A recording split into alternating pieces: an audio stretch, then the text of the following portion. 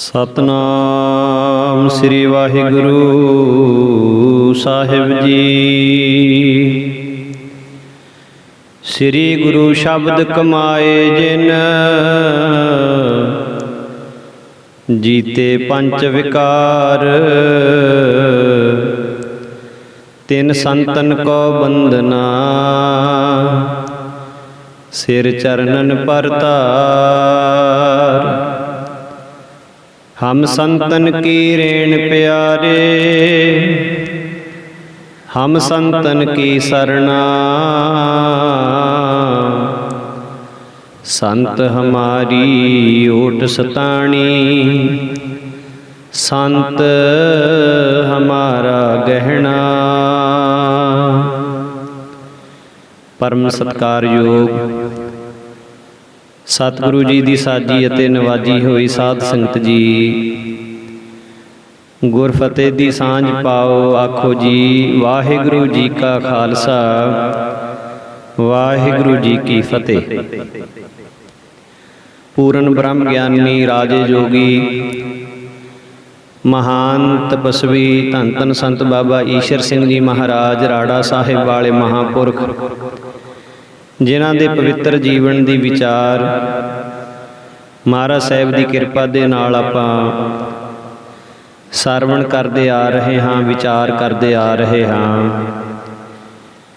पिछले 9 भागां दे विच आप जी ने महापुरखां दे पवित्र जीवन नूं सरवण कीता है। बेअंत वडियाई है। महाराज बाणी दे विच फरमान करते हैं, साध की महिमा वेद ना जान है, जेता सुन है तेता बख्यान है। संपूर्ण रूप दे विच साधु की वडियाई नूं कथन नहीं किया जा सकता, पर फिर भी सतगुरां दी किरपा ते महापुरुषां दी मेहर दी नज़र दे कारण जितना भी समा महापुरखां दी वडियाई करन दा, वडियाई सुनन दा मिल जावे, वो वड्डे भागां दी निशानी है, गुरु पिता दी मेहर दी निशानी है। पिछले भाग दे विच जिथे आपां महापुरुषां दे जीवन दी विचार कर रहे सी, एक बहुत पढ़िया लिखिया जो 5 ਜ਼ਿਲ੍ਹਿਆਂ ਦੇ उत्ते अफसर लग्या होया, मुसलमान धर्म दे नाल जिसदा संबंध सी, मिस्टर यू करामात जिसदा नाम सी। महापुरुषां दे पावन स्थान तो हो रहे कीर्तन दी, हो रहे हर जस दी आवाज़ जदों इसने सरवण कीती ते दूरों वो चुंबकी पवित्र पावन आवाज़ सरवण करके इहदा अंदर करमसर साहिब दे पावन स्थान वाल नूं खिंचिया गया। महापुरुषां दे पावन दर्शन कीते, दीदार कीते, रूहानियत के संबंध दे विच कुछ वचन करना चाहया ते संत जी महाराज ने इस नूं पुछना कीता भी तेरा गुरु कौन है, तेरा मुर्शद कौन है। तो इसने अग्यों आख्या भी कर्म चंगे कीते जान, किसी का बुरा ना कीता जावे, धर्म के नियमां अनुसार तुरिया जावे, ते मुर्शद की लोड़ की है। पर संत जी महाराज ने मुर्शद दे गुरु दे संबंध दे विच इस नूं बड़े प्रमाण दिते। बुल्ले शाह दा प्रमाण दिता और इसी प्रकार अगे हुण महापुरुष जो उस दे नाल वचन करते ने, उस दे संबंध दे विच अगे विचार आपां महापुरुषां दे जीवन दी सरवण करिए। अगला प्रमाण महापुरुषां ने ये देना कीता कि कामल मुर्शद दी इक्को ही नज़र पई सी मंसूर दे उत्ते, ते मंसूर दी काया पलट हो गई सी। हुसैन दे घर एक लड़का ते एक लड़की पैदा होए। पिता ते माता दी मौत तो बाद ये दोवें भैन भरा यतीम हो गए। ਬੇਟੀ ਦਾ ਨਾਂ ਸੀ ਐਨਲ ਤੇ ਬੇਟੇ ਦਾ ਨਾਮ ਮਨਸੂਰ ਹੈ। ਬੇਟੀ ਐਨਲ ਸੰਤਾਂ ਦੀ ਸੇਵਾ ਵਿੱਚ ਲੱਗ ਗਈ। ਰੋਜ਼ ਰਾਤ ਨੂੰ ਜਾ ਕੇ ਲੰਗਰ ਤਿਆਰ ਕਰਕੇ ਛਕਾਇਆ ਕਰੇ, ਭਾਂਡੇ ਮਾਂਜਿਆ ਕਰੇ, ਸੀਤ ਪ੍ਰਸ਼ਾਦ ਛਕਿਆ ਕਰੇ। ਲੋਕਾਂ ਨੇ ਮਨਸੂਰ ਨੂੰ ਕਹਿਣਾ ਸ਼ੁਰੂ ਕੀਤਾ ਵੀ ਤੂੰ ਆਪਣੀ ਭੈਣ ਨੂੰ ਰੋਕਦਾ ਕਿਉਂ ਨਹੀਂ? ਇਹ ਰੋਜ਼ ਅੱਧੀ ਅੱਧੀ ਰਾਤ ਤੱਕ ਬਾਹਰ ਰਹਿੰਦੀ ਹੈ। ਨਿੰਦਕਾਂ ਦੇ ਬਚਨ ਸੁਣ ਕੇ ਮਨਸੂਰ ਦਾ ਮਨ ਵੀ ਭਰਮ ਗਿਆ। ਇੱਕ ਦਿਨ ਰਾਤ ਦੇ ਸਮੇਂ ਐਨਲ ਦੇ ਪਿੱਛੇ ਤੁਰਿਆ, ਦੇਖਾਂ ਤਾਂ ਸਹੀ ਇਹ ਰੋਜ਼ ਜਾਂਦੀ ਕਿੱਥੇ ਹੈ। ਐਨਲ ਆਪਣੇ ਨਿਯਮ ਅਨੁਸਾਰ ਸੰਤਾਂ ਦੇ ਡੇਰੇ ਜਾ ਕੇ ਸੇਵਾ ਕਰਨ ਲੱਗ ਪਈ ਤੇ ਮਨਸੂਰ ਬਾਹਰ ਛੁਪ ਕੇ ਬੈਠ ਗਿਆ। ਜਦੋਂ ਐਨਲ ਨੇ ਸੰਤਾਂ ਨੂੰ ਰੋਟੀ ਛਕਾਈ ਤਾਂ ਜਾਣ ਸਮੇਂ ਅਰਜ਼ ਕੀਤੀ, ਮਹਾਰਾਜ ਇੱਕ ਰੋਟੀ ਬਚ ਗਈ ਹੈ। ਤਾਂ ਸੰਤਾਂ ਨੇ ਕਿਹਾ, ਬੇਟਾ ਇਹ ਉਹਨੂੰ ਖਵਾ ਦੇ ਜਿਹੜਾ ਤੇਰੇ ਨਾਲ ਆਇਆ ਹੈ। ਐਨਲ ਕਹਿੰਦੀ, ਮਹਾਰਾਜ ਮੇਰੇ ਨਾਲ ਤਾਂ ਕੋਈ ਆਇਆ ਹੀ ਨਹੀਂ। ਸੰਤ ਬੋਲੇ, ਬੇਟਾ ਤੈਨੂੰ ਪਤਾ ਨਹੀਂ, ਜਰਾ ਦਰਵਾਜ਼ੇ ਤੋਂ ਬਾਹਰ ਜਾ ਕੇ ਦੇਖੋ, ਬਾਹਰ ਹੀ ਬੈਠਾ ਛੁਪਿਆ ਹੋਇਆ ਹੈ। ਐਨਲ ਰੋਟੀ ਲੈ ਕੇ ਬਾਹਰ ਆਈ ਤੇ ਮਨਸੂਰ ਨੂੰ ਦੇਖ ਕੇ ਕਹਿੰਦੀ, ਲੈ ਖਾ ਲੈ, ਤੂੰ ਮੇਰੇ ਮਗਰ ਕੀ ਕਰਨ ਆ ਗਿਆ? ਮਨਸੂਰ ਨੇ ਭੈਣ ਦਾ ਬਚਨ ਮੰਨ ਕੇ ਰੋਟੀ ਫੜ ਲਈ। ਜਦੋਂ ਪਹਿਲੀ ਗਰਾਹੀ ਮਹਾਂਪੁਰਸ਼ਾਂ ਦੀ ਭੇਜੀ ਹੋਈ ਉਸ ਰੋਟੀ ਦੀ ਇਹਨੇ ਖਾਧੀ, ਇੱਕਦਮ ਉਹਦੇ ਅੰਦਰਲੇ ਨੇਤਰ ਖੁੱਲ੍ਹ ਗਏ। ਰੋਟੀ ਖਾਂਦੇ ਸਾਰ ਮਸਤ ਹੋ ਗਿਆ ਤੇ ਐਨਲ ਹੱਕ ਉੱਚੀ ਉੱਚੀ ਪੁਕਾਰ ਉੱਠਿਆ। ਐਨਲ ਹੱਕ ਦਾ ਭਾਵ ਸੀ ਕਿ ਜੀਵ ਤਾਂ ਖੁਦਾ ਦਾ ਰੂਪ ਹੈ। ਹਰ ਇੱਕ ਜੀਵ ਦੇ ਵਿੱਚ ਪਰਮਾਤਮਾ ਹੈ, ਖੁਦਾ ਹੈ, ਜਿਸ ਕਰਕੇ ਇਹ ਜੀਵ ਖੁਦਾ ਦਾ ਰੂਪ ਹੀ ਹੈ। ਹੁਣ ਐਨਲ ਮਨਸੂਰ ਦੀ ਭੈਣ ਦਾ ਨਾਮ ਵੀ ਸੀ ਤੇ ਲੋਕਾਂ ਦੇ ਵਿੱਚ ਇਹ ਚਰਚਾ ਸ਼ੁਰੂ ਹੋ ਗਈ ਕਿ ਮਨਸੂਰ ਦਾ ਜੀਵਨ ਗਿਰ ਗਿਆ ਹੈ ਤੇ ਆਪਣੀ ਸਕੀ ਭੈਣ ਦੇ ਉੱਤੇ ਮਾੜੀ ਦ੍ਰਿਸ਼ਟੀ ਰੱਖਦਾ ਹੈ ਅਤੇ ਹਰ ਸਮੇਂ ਉਸੇ ਦਾ ਨਾਮ ਲੈਂਦਾ ਰਹਿੰਦਾ ਹੈ। ਸੂਫੀ ਮਤ ਦੇ ਫਕੀਰ ਕਹਿਣ, ਜੇਕਰ ਤੂੰ ਖੁਦਾ ਦਾ ਸਰੂਪ ਹੈ ਫਿਰ ਕਹਿ ਕੇ ਸੁਣਾਉਣਾ ਕਿਸ ਨੂੰ ਹੈ ਕਿ ਮੈਂ ਖੁਦਾ ਹਾਂ। ਇਸ ਲਈ ਸ਼ਰੀਅਤ ਦੇ ਅਨੁਸਾਰ ਇਸ ਨੂੰ ਮੌਤ ਦੀ ਸਜ਼ਾ ਸੁਣਾ ਦਿੱਤੀ ਗਈ। 922 ਈਸਵੀ ਵਿੱਚ ਇਸ ਨੂੰ ਇਸ ਦੀ ਜਨਮ ਭੂਮੀ ਬਗਦਾਦ ਦੇ ਵਿੱਚ ਸੂਲੀ ਟੰਗਿਆ ਗਿਆ। ਸੂਲੀ ਟੰਗ ਦਿੱਤਾ ਗਿਆ ਪਰ ਇਸ ਦਾ ਉਹ ਰੂਹਾਨੀ ਰੰਗ ਨਾ ਉਤਰਿਆ। अच्छा किया जो मंसूर को दार पे खींचा, नहीं तो उसका मुश्किल था राजदा होके जीना। शम्स तरवेज वो कहता है कि मजनू कैसा पागल ते दीवाना है जो लैला ते आशिक हो के सारे जहान विच बदनाम होया ते इट्टां वट्टे खाधे। मैं खुशकिस्मत हाँ जो अपने असल आपे दे उत्ते आशिक हो के खुद खुदा दा रूप हो गया है।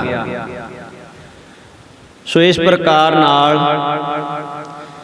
इतने प्रमाण दिते महापुरुषां ने और सिद्ध किया कि हरेक नूं अवश्य ही गुरु धारण करना चाहिए है।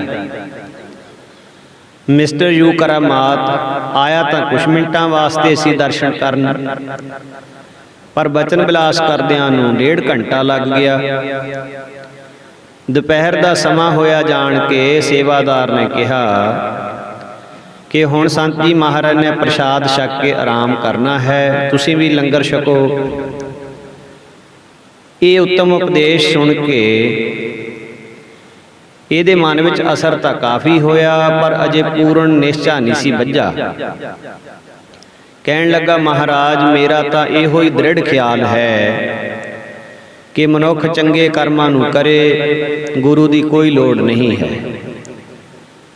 ਤਾਂ ਸੰਤ ਜੀ ਮਹਾਰਾਜ ਨੇ ਧਾਰਮਿਕ ਗ੍ਰੰਥਾਂ ਦੁਆਰਾ, ਕੁਰਾਨ ਦੁਆਰਾ, ਅੰਜੀਲ ਦੁਆਰਾ ਪ੍ਰਮਾਣ ਦੇ ਕੇ ਕਾਫੀ ਸਮਾਂ ਉਪਦੇਸ਼ ਦਿੱਤਾ। ਅਖੀਰ ਨੂੰ ਇਹ ਮੱਥਾ ਟੇਕ ਕੇ ਆਗਿਆ ਪਾ ਕੇ ਵਾਪਸ ਚਲਿਆ ਗਿਆ। ਪਰ ਪਤਾ ਨਹੀਂ ਮਹਾਂਪੁਰਸ਼ਾਂ ਦੀ ਸੰਗਤ ਦਾ ਇਸ ਦੇ ਮਨ ਤੇ ਕੀ ਅਸਰ ਹੋਇਆ। ਹਾਂਸ ਨਗਰ ਵਿੱਚ ਮੁੜ ਤਾਂ ਆਇਆ, ਪਰ ਸਾਰਾ ਦਿਨ ਮਨ ਬੜਾ ਉਦਾਸ ਅਤੇ ਉਚਾਟ ਰਿਹਾ। ਸ਼ਾਮ ਨੂੰ ਨਮਾਜ਼ ਵੀ ਕੀਤੀ, ਪਰ ਉੱਪਰੋਂ ਮਨ ਨਾ ਲੱਗਾ। ਸਾਰੀ ਰਾਤ ਵੀ ਨੀਂਦ ਨਾ ਆਈ। ਪਾਸੇ ਮਾਰਦਿਆਂ ਅਤੇ ਚਿੰਤਾ ਦੇ ਵਿੱਚ ਗਲਤਾਨ ਹੋਇਆਂ ਦਿਨ ਚੜ੍ਹਿਆ ਆ। ਫੇਰ ਸਵਖਤੇ ਹੀ ਹੱਥ ਮੂੰਹ ਧੋ ਕੇ ਚਾਹ ਪਾਣੀ ਛਕ ਕੇ ਕਰਮਸਰ ਆ ਗਿਆ। ਪਹਿਲੇ ਦਿਨ ਵਾਂਗ ਛੋਟੇ ਸੰਤਾਂ ਨੂੰ ਅਰਜ਼ ਕੀਤੀ ਕਿ ਅੱਜ ਫੇਰ ਪੀਰ ਜੀ ਦੇ ਦਰਸ਼ਨ ਕਰਵਾ ਦਿਓ। ਸੰਤ ਕਿਸ਼ਨ ਸਿੰਘ ਜੀ ਮਹਾਰਾਜ ਨੇ ਸੇਵਾਦਾਰ ਨੂੰ ਆਖ ਕੇ ਫੇਰ ਵੱਡੇ ਸੰਤ ਜੀ ਮਹਾਰਾਜ ਦੇ ਚਰਨਾਂ ਵਿੱਚ ਭੇਜ ਦਿੱਤਾ।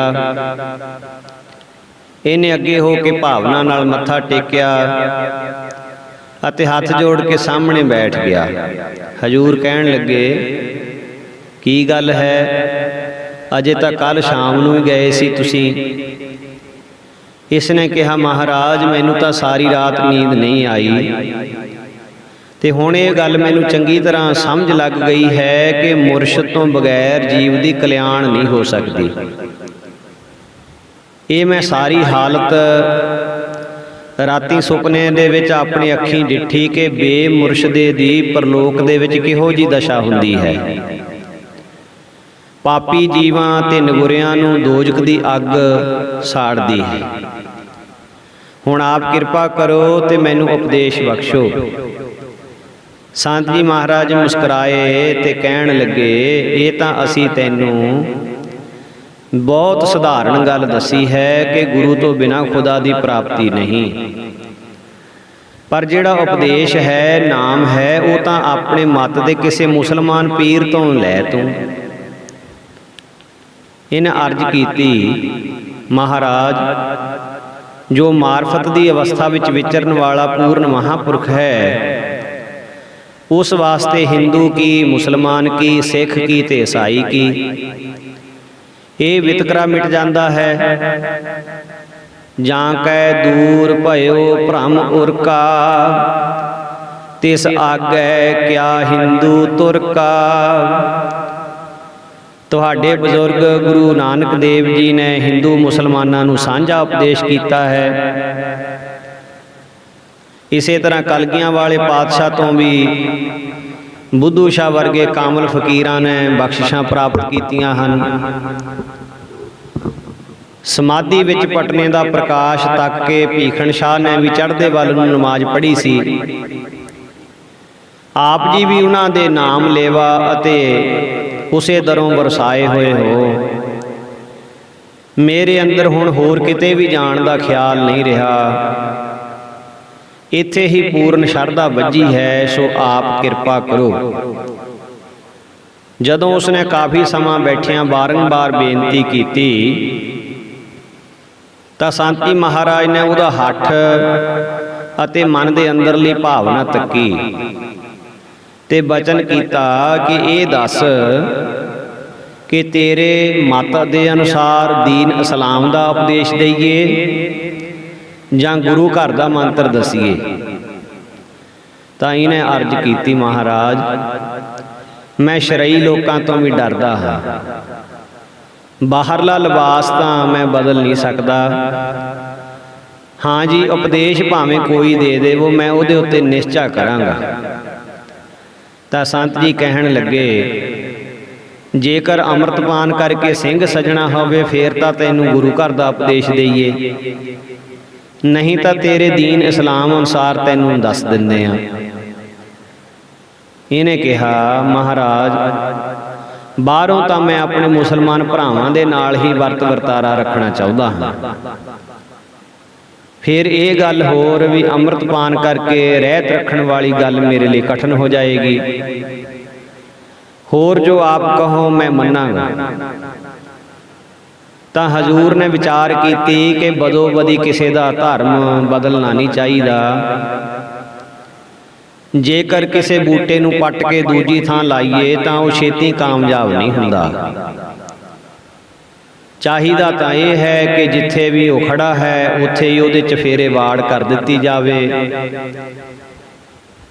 ਇਸੇ ਤਰ੍ਹਾਂ ਇਸ ਨੂੰ ਮੁਸਲਮਾਨ ਮਤ ਤੇ ਨਿਸ਼ਚਾ ਹੈ। ਜਿਵੇਂ ਕਿਸੇ ਸਿੱਖ ਨੂੰ ਗੈਰ ਮਤ ਤੇ ਭਰੋਸਾ ਨਹੀਂ ਬੱਝਦਾ, ਇਸੇ ਤਰ੍ਹਾਂ ਇਸ ਨੂੰ ਵੀ ਦੀਨ ਇਸਲਾਮ ਤੇ ਹੀ ਸ਼ਰਧਾ ਹੈ। ਹੁਣ ਉਹੋ ਹੀ ਉਪਦੇਸ਼ ਇਸ ਨੂੰ ਦੱਸਦੇ ਹਾਂ। ਤੋ ਇਉਂ ਵਿਚਾਰ ਕਰਕੇ ਬਚਨ ਕੀਤਾ ਕਿ ਭਾਈ ਆਉਂਦੇ ਜਾਂਦੇ ਸਵਾਸਾਂ ਦੇ ਨਾਲ ਖੁਦਾ ਦਾ ਜਾਪ ਕਰਨਾ ਹੈ। ਅੰਦਰ ਨੂੰ ਜਾਣ ਵਾਲੇ ਸਵਾਸ ਦੇ ਨਾਲ ਅੱਲਾ ਕਹਿਣਾ ਹੈ ਤੇ ਬਾਹਰ ਨੂੰ ਆਉਣ ਵਾਲੇ ਸਵਾਸ ਦੇ ਨਾਲ ਹੂ ਕਹਿਣਾ ਹੈ। ਇਉਂ ਅੱਲਾਹੂ ਅੱਲਾਹੂ ਸਵਾਸ ਸਵਾਸ ਸਿਮਰਨ ਕਰਨਾ ਹੈ। ਸ਼ਰਾਬ ਨਹੀਂ ਪੀਣੀ, ਮਾਸ ਨਹੀਂ ਖਾਣਾ, ਹੋਰ ਜਿਤਨੇ ਵੀ ਨਿੰਦਨੀय ਕਰਮ ਹਨ ਇਹਨਾਂ ਨੂੰ ਤਿਆਗ ਦੇਣਾ ਹੈ। ਸਵੇਰੇ ਇਸ਼ਨਾਨ ਜ਼ਰੂਰ ਕਰਨਾ ਹੈ। ਰਿਸ਼ਵਤ ਕਦੀ ਵੀ ਨਹੀਂ ਲੈਣੀ। ਦਸਾਂ ਨੌਹਾਂ ਦੀ ਹੱਕ ਦੀ ਕਿਰਤ ਕਰਕੇ ਯਥਾ ਸ਼ਕਤ ਦਾਨ ਵੀ ਕਰਨਾ ਹੈ। ਗੁਰੂ ਤੇ ਭਰੋਸਾ ਰੱਖਣਾ। 4 ਤਰ੍ਹਾਂ ਦੇ ਗੁਰੂ ਹੁੰਦੇ ਹਨ। ਪਹਿਲਾ ਗੁਰੂ ਹੁੰਦਾ ਹੈ ਭ੍ਰਿੰਗੀ ਵੱਤ। ਭ੍ਰਿੰਗੀ ਜੋ ਹੈ ਉਹ ਕਿਸੇ ਖਾਸ ਜਾਤੀ ਦੇ ਕੀੜੇ ਨੂੰ ਆਪਣੇ ਘਰ ਵਿੱਚ ਰੱਖ ਕੇ ਆਪ ਦਰਵਾਜ਼ੇ ਉੱਤੇ ਟਿਕ ਕੇ ਉਸ ਕੀੜੇ ਦਾ ਧਿਆਨ ਧਰ ਕੇ ਉਹਨੂੰ ਆਪਣਾ ਸਰੂਪ ਬਣਾ ਲੈਂਦਾ ਹੈ। ਪਰ ਹਰ ਇੱਕ ਜਾਤੀ ਦਾ ਕੀੜਾ ਭ੍ਰਿੰਗੀ ਨਹੀਂ ਬਣਦਾ। ਦੂਜਾ ਪਾਰਸ ਦੀ ਤਰ੍ਹਾਂ ਹੁੰਦਾ ਹੈ। ਜਿਵੇਂ 8 ਧਾਤਾਂ ਚੋਂ ਪਾਰਸ ਕਿਸੇ ਧਾਤ ਨੂੰ ਛੋਹ ਜਾਵੇ ਉਹਨੂੰ ਕੰਚਨ ਕਰ ਦਿੰਦਾ ਹੈ। ਪਰ ਪਾਰਸ ਆਪਣਾ ਗੁਣ ਨਹੀਂ ਦਿੰਦਾ। ਭਾਵ ਉਹ ਪਾਰਸ ਤੋਂ ਬਣਿਆ ਸੋਨਾ ਅੱਗੇ ਕਿਸੇ ਹੋਰ ਨੂੰ ਸੋਨਾ ਨਹੀਂ ਬਣਾ ਸਕਦਾ। ਤੀਜਾ ਬਾਵਨ ਚੰਦਨ ਵੱਤ ਹੈ। ਜਦੋਂ ਬਸੰਤ ਰੁੱਤ ਆਉਂਦੀ ਹੈ ਤਾਂ ਉਸ ਸਮੇਂ ਆਪਣੀ ਖੁਸ਼ਬੂ ਨਾਲ ਆਸ-ਪਾਸ ਦੇ ਸਾਰੇ ਬਿਰਛਾਂ ਨੂੰ ਚੰਦਨ ਕਰ ਲੈਂਦਾ ਹੈ। ਪਰ ਰੁੱਤ ਤੋਂ ਬਿਨਾਂ ਸੁਗੰਧੀ ਨਹੀਂ ਦਿੰਦਾ। ਚੌਥਾ ਦੀਵੇ ਦੀ ਤਰ੍ਹਾਂ ਹੈ। ਜਿਵੇਂ ਦੀਵਾ ਦੂਜੇ ਦੀਵੇ ਨੂੰ ਆਪਣੇ ਵਰਗਾ ਹੀ ਪ੍ਰਕਾਸ਼ਮਈ ਬਣਾ ਲੈਂਦਾ ਹੈ। ਪਰ ਜੇਕਰ ਬੱਤੀ ਤੇ ਤੇਲ ਹੋਵੇ ਤਾਂ ਇਉਂ ਪੂਰਨ ਗੁਰੂ ਦੀ ਸੰਗਤ ਜੀਵ ਤੋਂ ਬ੍ਰਹਮ ਬਣਾ ਦਿੰਦੀ ਹੈ। ਇਸ ਪ੍ਰਕਾਰ ਹੋਰ ਵੀ ਬਹੁਤ ਸਾਰੇ ਪਵਿੱਤਰ ਬਚਨ ਕੀਤੇ ਜਿਨ੍ਹਾਂ ਦਾ ਇਹਦੇ ਮਨ ਦੇ ਉੱਤੇ ਬੜਾ ਗਹਿਰਾ ਅਸਰ ਹੋਇਆ। ਦੁਪਹਿਰ ਤੱਕ ਬੈਠਾ ਦਰਸ਼ਨ ਕਰਦਾ ਰਿਹਾ। ਉਪਰੰਤ ਭਾਵਨਾ ਨਾਲ ਨਮਸਕਾਰ ਕਰਕੇ ਵਾਪਸ ਚਲਿਆ ਗਿਆ। 1947 ਤੱਕ ਦੀਵਾਨਾਂ ਵਿੱਚ ਵੀ ਹਾਜ਼ਰੀ ਭਰਦਾ ਰਿਹਾ। ਬਹੁਤ ਸੋਹਣੀ ਇਹਦੀ ਬਿਰਤੀ ਚੜ੍ਹ ਗਈ।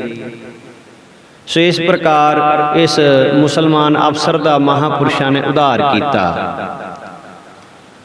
ਤੋ ਹੁਣ ਇਸ ਵਿਸ਼ੇ ਦੇ ਉੱਤੇ ਜਦੋਂ ਵਿਚਾਰ ਹੁੰਦੀ ਹੈ ਵੀ ਗੁਰੂ ਦੀ ਲੋੜ ਕਿਵੇਂ ਹੈ, ਤਾਂ ਸਿੱਖ ਪੰਥ ਦੇ ਜਿਤਨੇ ਵੀ ਮਹਾਨ ਅੰਗ ਹਨ, ਨਿਰਮਲ ਸੰਪਰਦਾ ਹੈ, ਸੇਵਾ ਪੰਥੀ ਹਨ, ਹੋਰ ਮਹਾਂਪੁਰਸ਼ਾਂ ਦੀਆਂ ਜਿਤਨੀਆਂ ਵੀ ਸੰਪਰਦਾਵਾਂ ਹਨ, ਸਿੱਖ ਪੰਥ ਦਾ ਜ਼ਰੂਰੀ ਅੰਗ ਜਿਹੜੇ ਜਾਣੇ ਜਾਂਦੇ ਹਨ, ਜੋ ਗੁਰਬਾਣੀ ਦੇ ਗਿਆਨ ਅਤੇ ਗੁਰਮਤਿ ਦੇ ਜਾਣੂ ਹਨ, ਉਹ ਵੀ ਗੁਰੂ ਗ੍ਰੰਥ ਸਾਹਿਬ ਜੀ ਨੂੰ ਗੱਦੀ ਨਸ਼ੀਨ ਗੁਰੂਆਂ ਸਿਰ ਗੁਰੂ ਮੰਨਦੇ ਹਨ ਤੇ ਸਦਾ ਮੰਨਦੇ ਹੀ ਰਹਿਣਗੇ। ਪਰ ਜਿਸ ਵੀ ਕਿਸੇ ਪੂਜਯ ਮਹਾਂਪੁਰਖ ਗੁਰਮੁਖ ਪਿਆਰੇ ਸੰਤ ਮਹੰਤ ਪਾਸੋਂ ਉਹਨਾਂ ਨੂੰ ਦੀਕਸ਼ਾ ਮਿਲਦੀ ਹੈ, ਉਹਨੂੰ ਵੀ ਆਪਣਾ ਗੁਰਮੰਤਰ ਦਾਤਾ ਅਥਵਾ ਦੀਕਸ਼ਿਤ ਗੁਰੂ ਮੰਨਦੇ ਹਨ।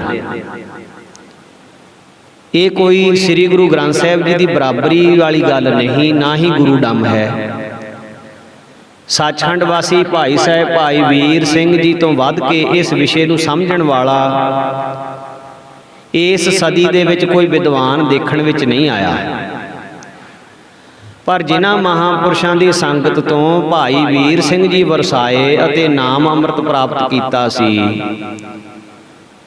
ਉਹਨਾਂ ਨੂੰ ਉਹ ਸਦਾ ਹੀ ਦਾਤਾ ਜੀ ਸ਼ਬਦ ਦੇ ਨਾਲ ਯਾਦ ਕਰਦੇ ਹੁੰਦੇ ਸੀ। ਸਤਿਗੁਰੂ ਸਾਹਿਬ ਜੀ ਮਹਾਰਾਜ ਆਪਣੇ ਤੋਂ ਪਹਿਲੇ ਨਾਮਦਾਤੇ ਸਤਿਗੁਰੂ ਨੂੰ ਗੁਰਦਾਤਾ ਕਿਹਾ ਕਰਦੇ ਸੀ। ਗੁਰਦਾਤਾ ਗੁਰ ਹਿਵੈ ਘਰ, ਗੁਰ ਦੀਪਕ ਤਿਹ ਲੋਏ, ਅਮਰ ਪਦਾਰਥ ਨਾਨਕਾ ਮਨ ਮਾਨਿਐ ਸੁਖ ਹੋਏ।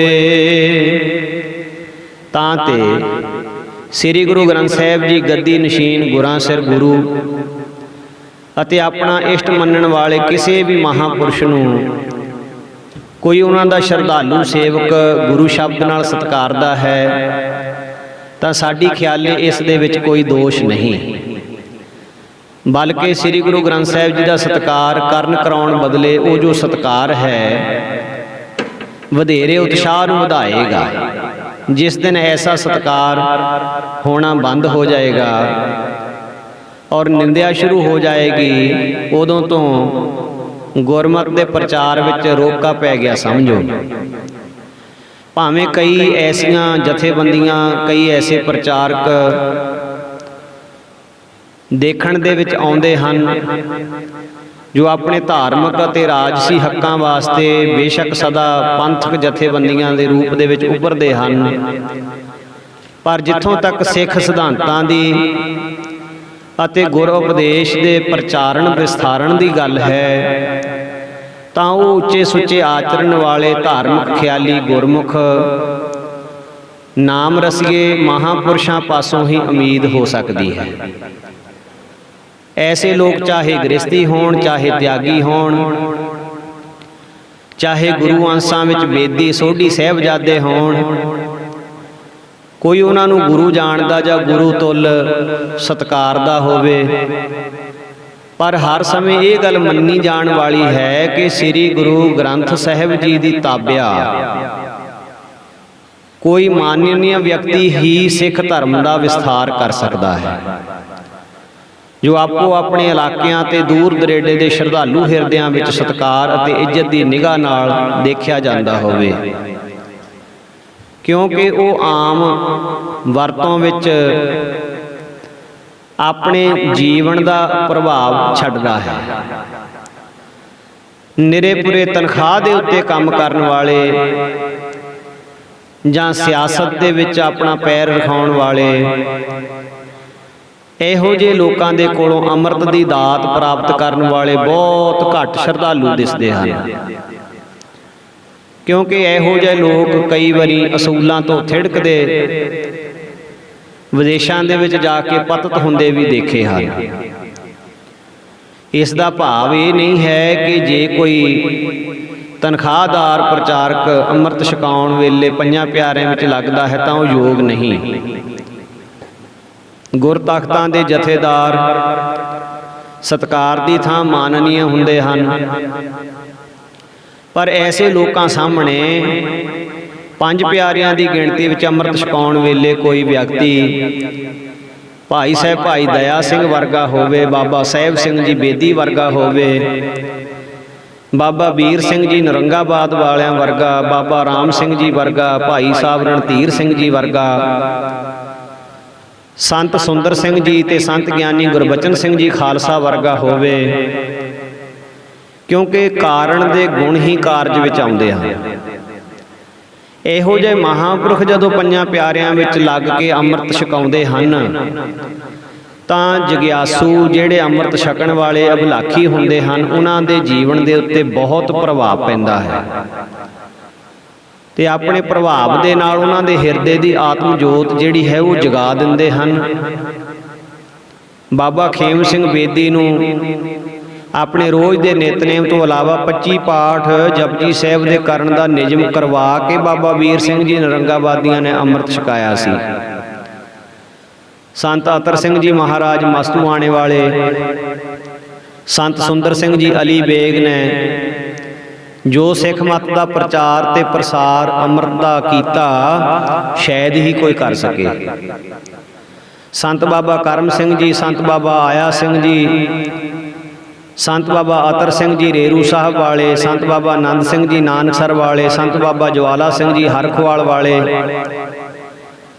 ਇਹ ਮਹਾਨ ਮਹਾਂਪੁਰਖ ਜੋ ਸਿੱਖ ਸੰਗਤਾਂ ਦੇ ਵਿੱਚ ਇਹਨਾਂ ਦਾ ਨਾਮ ਹੋਇਆ, ਇਹ ਇਹਨਾਂ ਦੀ ਉੱਚੀ ਸੁੱਚੀ ਕਰਨੀ ਤੇ ਘਾਲ ਕਮਾਈ ਦੇ ਪ੍ਰਭਾਵ ਦਾ ਨਤੀਜਾ ਹੈ।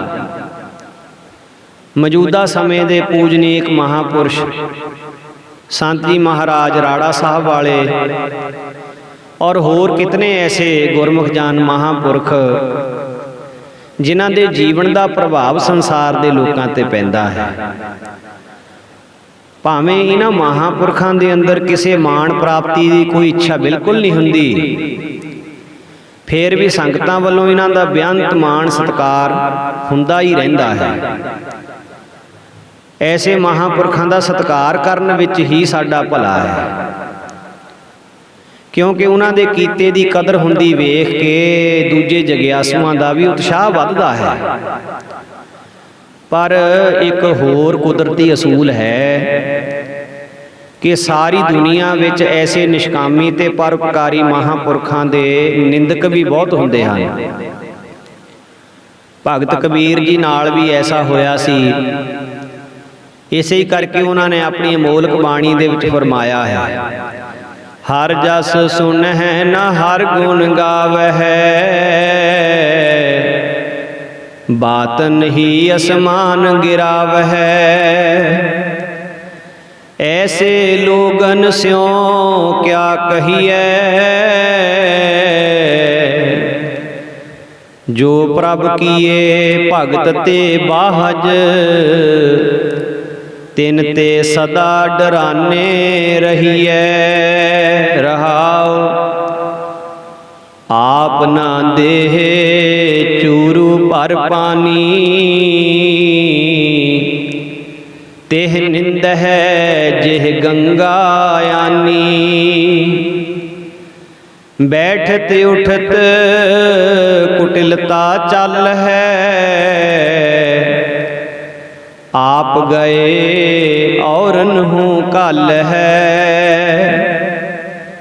ਛਾੜ ਕੁਚਰਚਾ ਆਨ ਨਾ ਜਨ ਹੈ, ब्रह्मा हूँ को कहियो ना मन है, आप गए औरन हूँ खोव है, आग लगाए मंदिर में सोव है, आवरण हस्त आप है काने, तिनको देख कबीर ल जाने। तो इस प्रकार ऐसी निंदा सुन सुन के भी महापुरख फिर भी परोपकार दे मार्ग उत्ते चलते ही रहंदे हन, अपना मार्ग नहीं कदे छड्डदे। जे विचार के देखिए तो जितने भी संत महापुरख कमाई वाले गुर शब्द नूं अपने हिरदे विच धारन वाले, सही मायनिਆਂ ਵਿੱਚ सिख मत का प्रचार ही उन्होंने किया है। सतगुरां ने भी संत मत का सत्कार वधाउण वास्ते गुरबाणी विच बेअंत शब्द संतां दी महिमा दे उचारण कीते हैं। संत सेवा बदले सतगुरु नानक देव जी ने अपने पिता दीआं चपेड़ां सहारियां।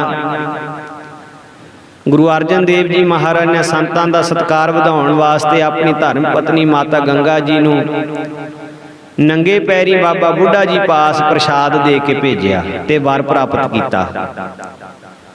गुर इतिहास विच होर भी बेअंत मिसालां मिलदियां हन। फिर कई पुरातन अते नवें समकाली भगतां दी बाणी नूं अपने अनुकूल जान के बराबरी का दर्जा महाराज जी ने बख्शिश किया। सतगुरु नानक देव जी ने तां अपने विचारां नूं इत्थे तक दर्शाया कि परमेश्वर दे नामां नूं जपण जपाउण वाला भावें कोई भी होवे, उस उपरों भी अते जितने परमेश्वर दे वख-वख नाम जपे जपाए जाते हैं, मैं सबना तो बलिहार सदके ते कुर्बान। ऐसे नाम जपण वाले सतपुरुषां दे चरनां ते मेरा सीस है, नमस्कार करते हाँ। सिर नानक लोकां भाव है, बलिहारी जाऊं जेते तेरे नाम है। ਸੋ ਕਿਸੇ ਵੀ ਮਤ ਦੇ ਸਾਧੂ ਸੰਤ ਪੂਜਯ ਵਿਅਕਤੀ ਨਾਮ ਰਸੀਏ ਮਹਾਂਪੁਰਸ਼ ਦਾ ਸਤਿਕਾਰ ਜਿੰਨਾ ਵੀ ਕਰ ਸਕੀਏ ਉਹ ਥੋੜਾ ਹੈ। ਫਿਰ ਜਿਨ੍ਹਾਂ ਮਹਾਂਪੁਰਸ਼ਾਂ ਨੇ ਸਾਲਾਂ ਬੱਧੀ ਹਰੀ ਸਿਮਰਨ ਦੇ ਵਿੱਚ ਆਪਣਾ ਸਮਾਂ ਬਿਤਾਇਆ ਹੋਵੇ, ਉਹਨਾਂ ਦੇ ਬਚਨਾਂ ਦੁਆਰਾ ਆਪਣੀ ਜ਼ਿੰਦਗੀ ਢਾਲ ਕੇ ਘਾਲ ਕਮਾਈ ਕਰਕੇ ਆਪਣੇ ਜੀਵਨ ਨੂੰ ਉੱਚਾ ਸੁੱਚਾ ਬਣਾਇਆ ਜਾ ਸਕਦਾ ਹੈ। ਗੁਰਬਾਣੀ ਅੰਦਰ ਮਹਾਰਾਜ ਸਤਿਕਾਰ ਕਰਨ ਵੱਲ ਉਪਦੇਸ਼ ਕਰਦੇ ਹੋਏ ਕਹਿੰਦੇ ਹਨ, ਜੋ ਹਰ ਦਾਸਨ ਕੀ ਉਸਤਤ ਹੈ, ਸਾ ਹਰ ਕੀ ਵਡਿਆਈ, ਹਰ ਜੀ ਆਪਣੀ ਵਡਿਆਈ ਭਾਵਦੀ ਜਨ ਕਾ ਜੈਕਾਰ ਕਰਾਈ। ਜੋ ਸਤਿਗੁਰ ਸੇਵ ਹੈ ਆਪਣਾ ਭਾਈ, ਤਿਨ ਕੈ ਹਉ ਲਾਗੋਂ ਪਾਏ, ਜਨਮ ਸਵਾਰੀ ਆਪਣਾ ਭਾਈ, ਕੁਲ ਭੀ ਲਈ ਬਖਸਾਏ। ਜਿਨ ਨਾਨਕ ਸਤਿਗੁਰ ਪੂਜਿਆ, ਤਿਨ ਹਰ ਪੂਜ ਕਰਾਵਾ। ਕਿੰਨੇ ਪ੍ਰਮਾਣ ਮਿਲਦੇ ਹਨ। ਜਿਵੇਂ ਸਕੂਲ ਦੇ ਵਿੱਚ ਪੜ੍ਹਦੇ ਬੱਚੇ ਮਾਸਟਰ ਦੇ ਸਾਹਮਣੇ ਅਦਬ ਨਾਲ ਬੈਠੇ ਧਿਆਨ ਨਾਲ ਲਿਖਦੇ ਤੇ ਪੜ੍ਹਦੇ ਹਨ, ਪਰ ਜਦੋਂ ਮਾਸਟਰ ਜਮਾਤ ਤੋਂ ਬਾਹਰ ਜਾਂਦਾ ਹੈ ਤਾਂ ਬੱਚੇ ਉਸੇ ਵੇਲੇ ਲੜਨ ਭਿੜਨ ਖੇਡਾਂ ਵਿੱਚ ਰਚ ਮਿਚ ਕੇ ਆਪਣਾ ਵਕਤ ਜਾਇਆ ਕਰਨ ਲੱਗ ਪੈਂਦੇ ਹਨ। ਇਸੇ ਹੀ ਤਰ੍ਹਾਂ ਸ੍ਰੀ ਗੁਰੂ ਗ੍ਰੰਥ ਸਾਹਿਬ ਜੀ ਦੀ ਹਜ਼ੂਰੀ ਵਿੱਚ ਜਦੋਂ ਤੱਕ ਕੋਈ ਮਹਾਂਪੁਰਖ ਬੈਠਾ ਨਾ ਹੋਵੇ, ਦੁਨੀਆ ਦੇ ਲੋਕ ਮਹਾਰਾਜ ਦਾ ਵੀ ਭੈ ਨਹੀਂ ਮੰਨਦੇ ਤੇ ਗੁਰੂ ਗ੍ਰੰਥ ਸਾਹਿਬ ਜੀ ਦੇ ਸਤਿਕਾਰ ਨੂੰ ਭੁੱਲ ਕੇ ਆਪੋ ਵਿੱਚ ਦੀ ਉਲਝ ਵੀ ਪੈਂਦੇ ਹਨ। ਪਰ ਜਦੋਂ ਕੋਈ ਕਰਨੀ ਵਾਲੇ ਸੰਤ ਮਹੰਤ ਨਾਮ ਬਾਣੀ ਦੇ ਰਸੀਏ ਮਹਾਂਪੁਰਸ਼ ਹੋਣ ਤਾਂ ਸ੍ਰੀ ਗੁਰੂ ਗ੍ਰੰਥ ਸਾਹਿਬ ਮਹਾਰਾਜ ਜੀ ਦਾ ਵੀ ਸਤਿਕਾਰ ਉਹ ਵਧਾਉਂਦੇ ਹਨ। ਸਾਧੂ ਬਿਨ ਨਾਹੀ ਦਰਬਾਰ। ਸਿੱਖ ਪੰਥ ਦੇ ਮਹਾਨ ਰਤਨ ਭਾਈ ਵੀਰ ਸਿੰਘ ਜੀ ਜੋ ਗੁਰਮਤ ਦੇ ਬੇਤਾ ਹਨ, ਉਹਨਾਂ ਵੱਲੋਂ 1963 ਦੇ ਸਮਾਚਾਰ ਦੇ ਵਿੱਚ ਇੱਕ ਲੇਖ ਛਪਿਆ। ਉਹ ਲਿਖਦੇ ਹਨ ਕਿ ਯਾਦ ਰੱਖਣਾ ਚਾਹੀਏ, ਅਮਲੀ ਜੀਵਨ ਵਾਲੇ ਹੀ ਦੁਆਰਾ ਨਵਾਂ ਜੀਵਨ ਪੈਦਾ ਕਰ ਸਕਦੇ ਹਨ।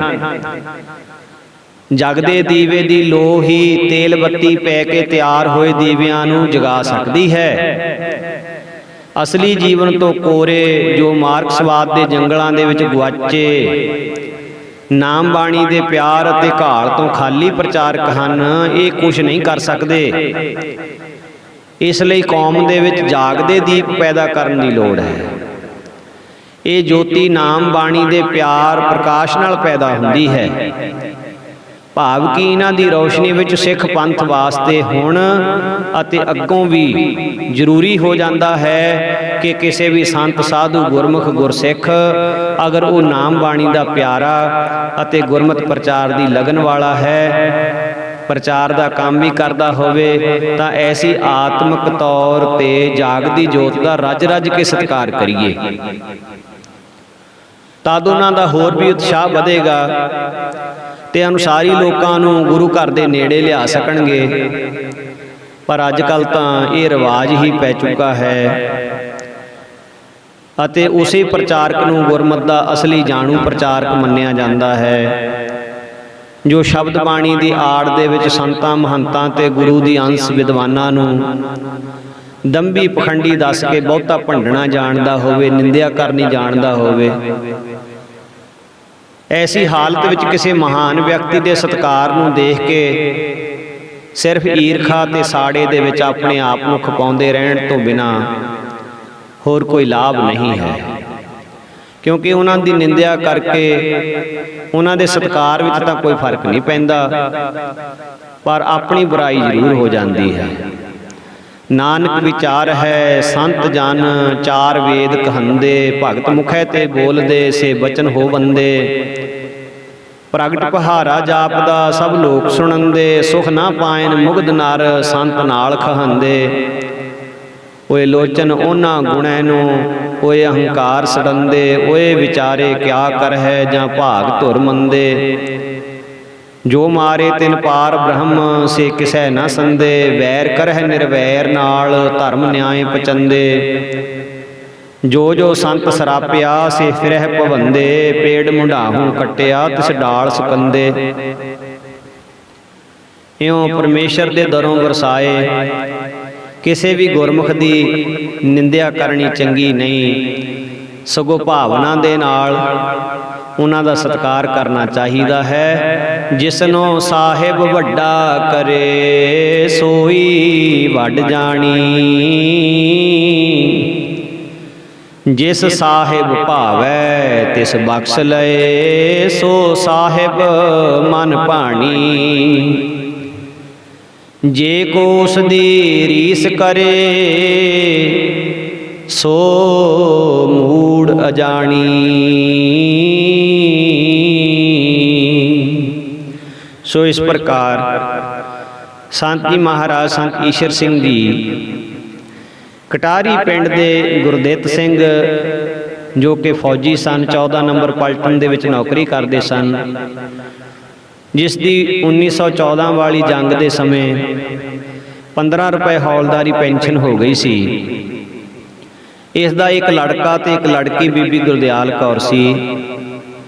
ਲੜਕਾ ਹਰਬਖਸ਼ ਸਿੰਘ ਜੋ ਕਿ 12 ਸਾਲ ਦੀ ਉਮਰ ਦਾ ਹੋਇਆ ਤਾਂ ਪਰਮੇਸ਼ਰ ਦੀ ਨੇਤ ਅਨੁਸਾਰ ਚੜ੍ਹਦੀ ਜਵਾਨੀ ਵਿੱਚ ਇਸ ਨੂੰ ਕਾਲ ਨੇ ਕਾਬੂ ਕਰ ਲਿਆ।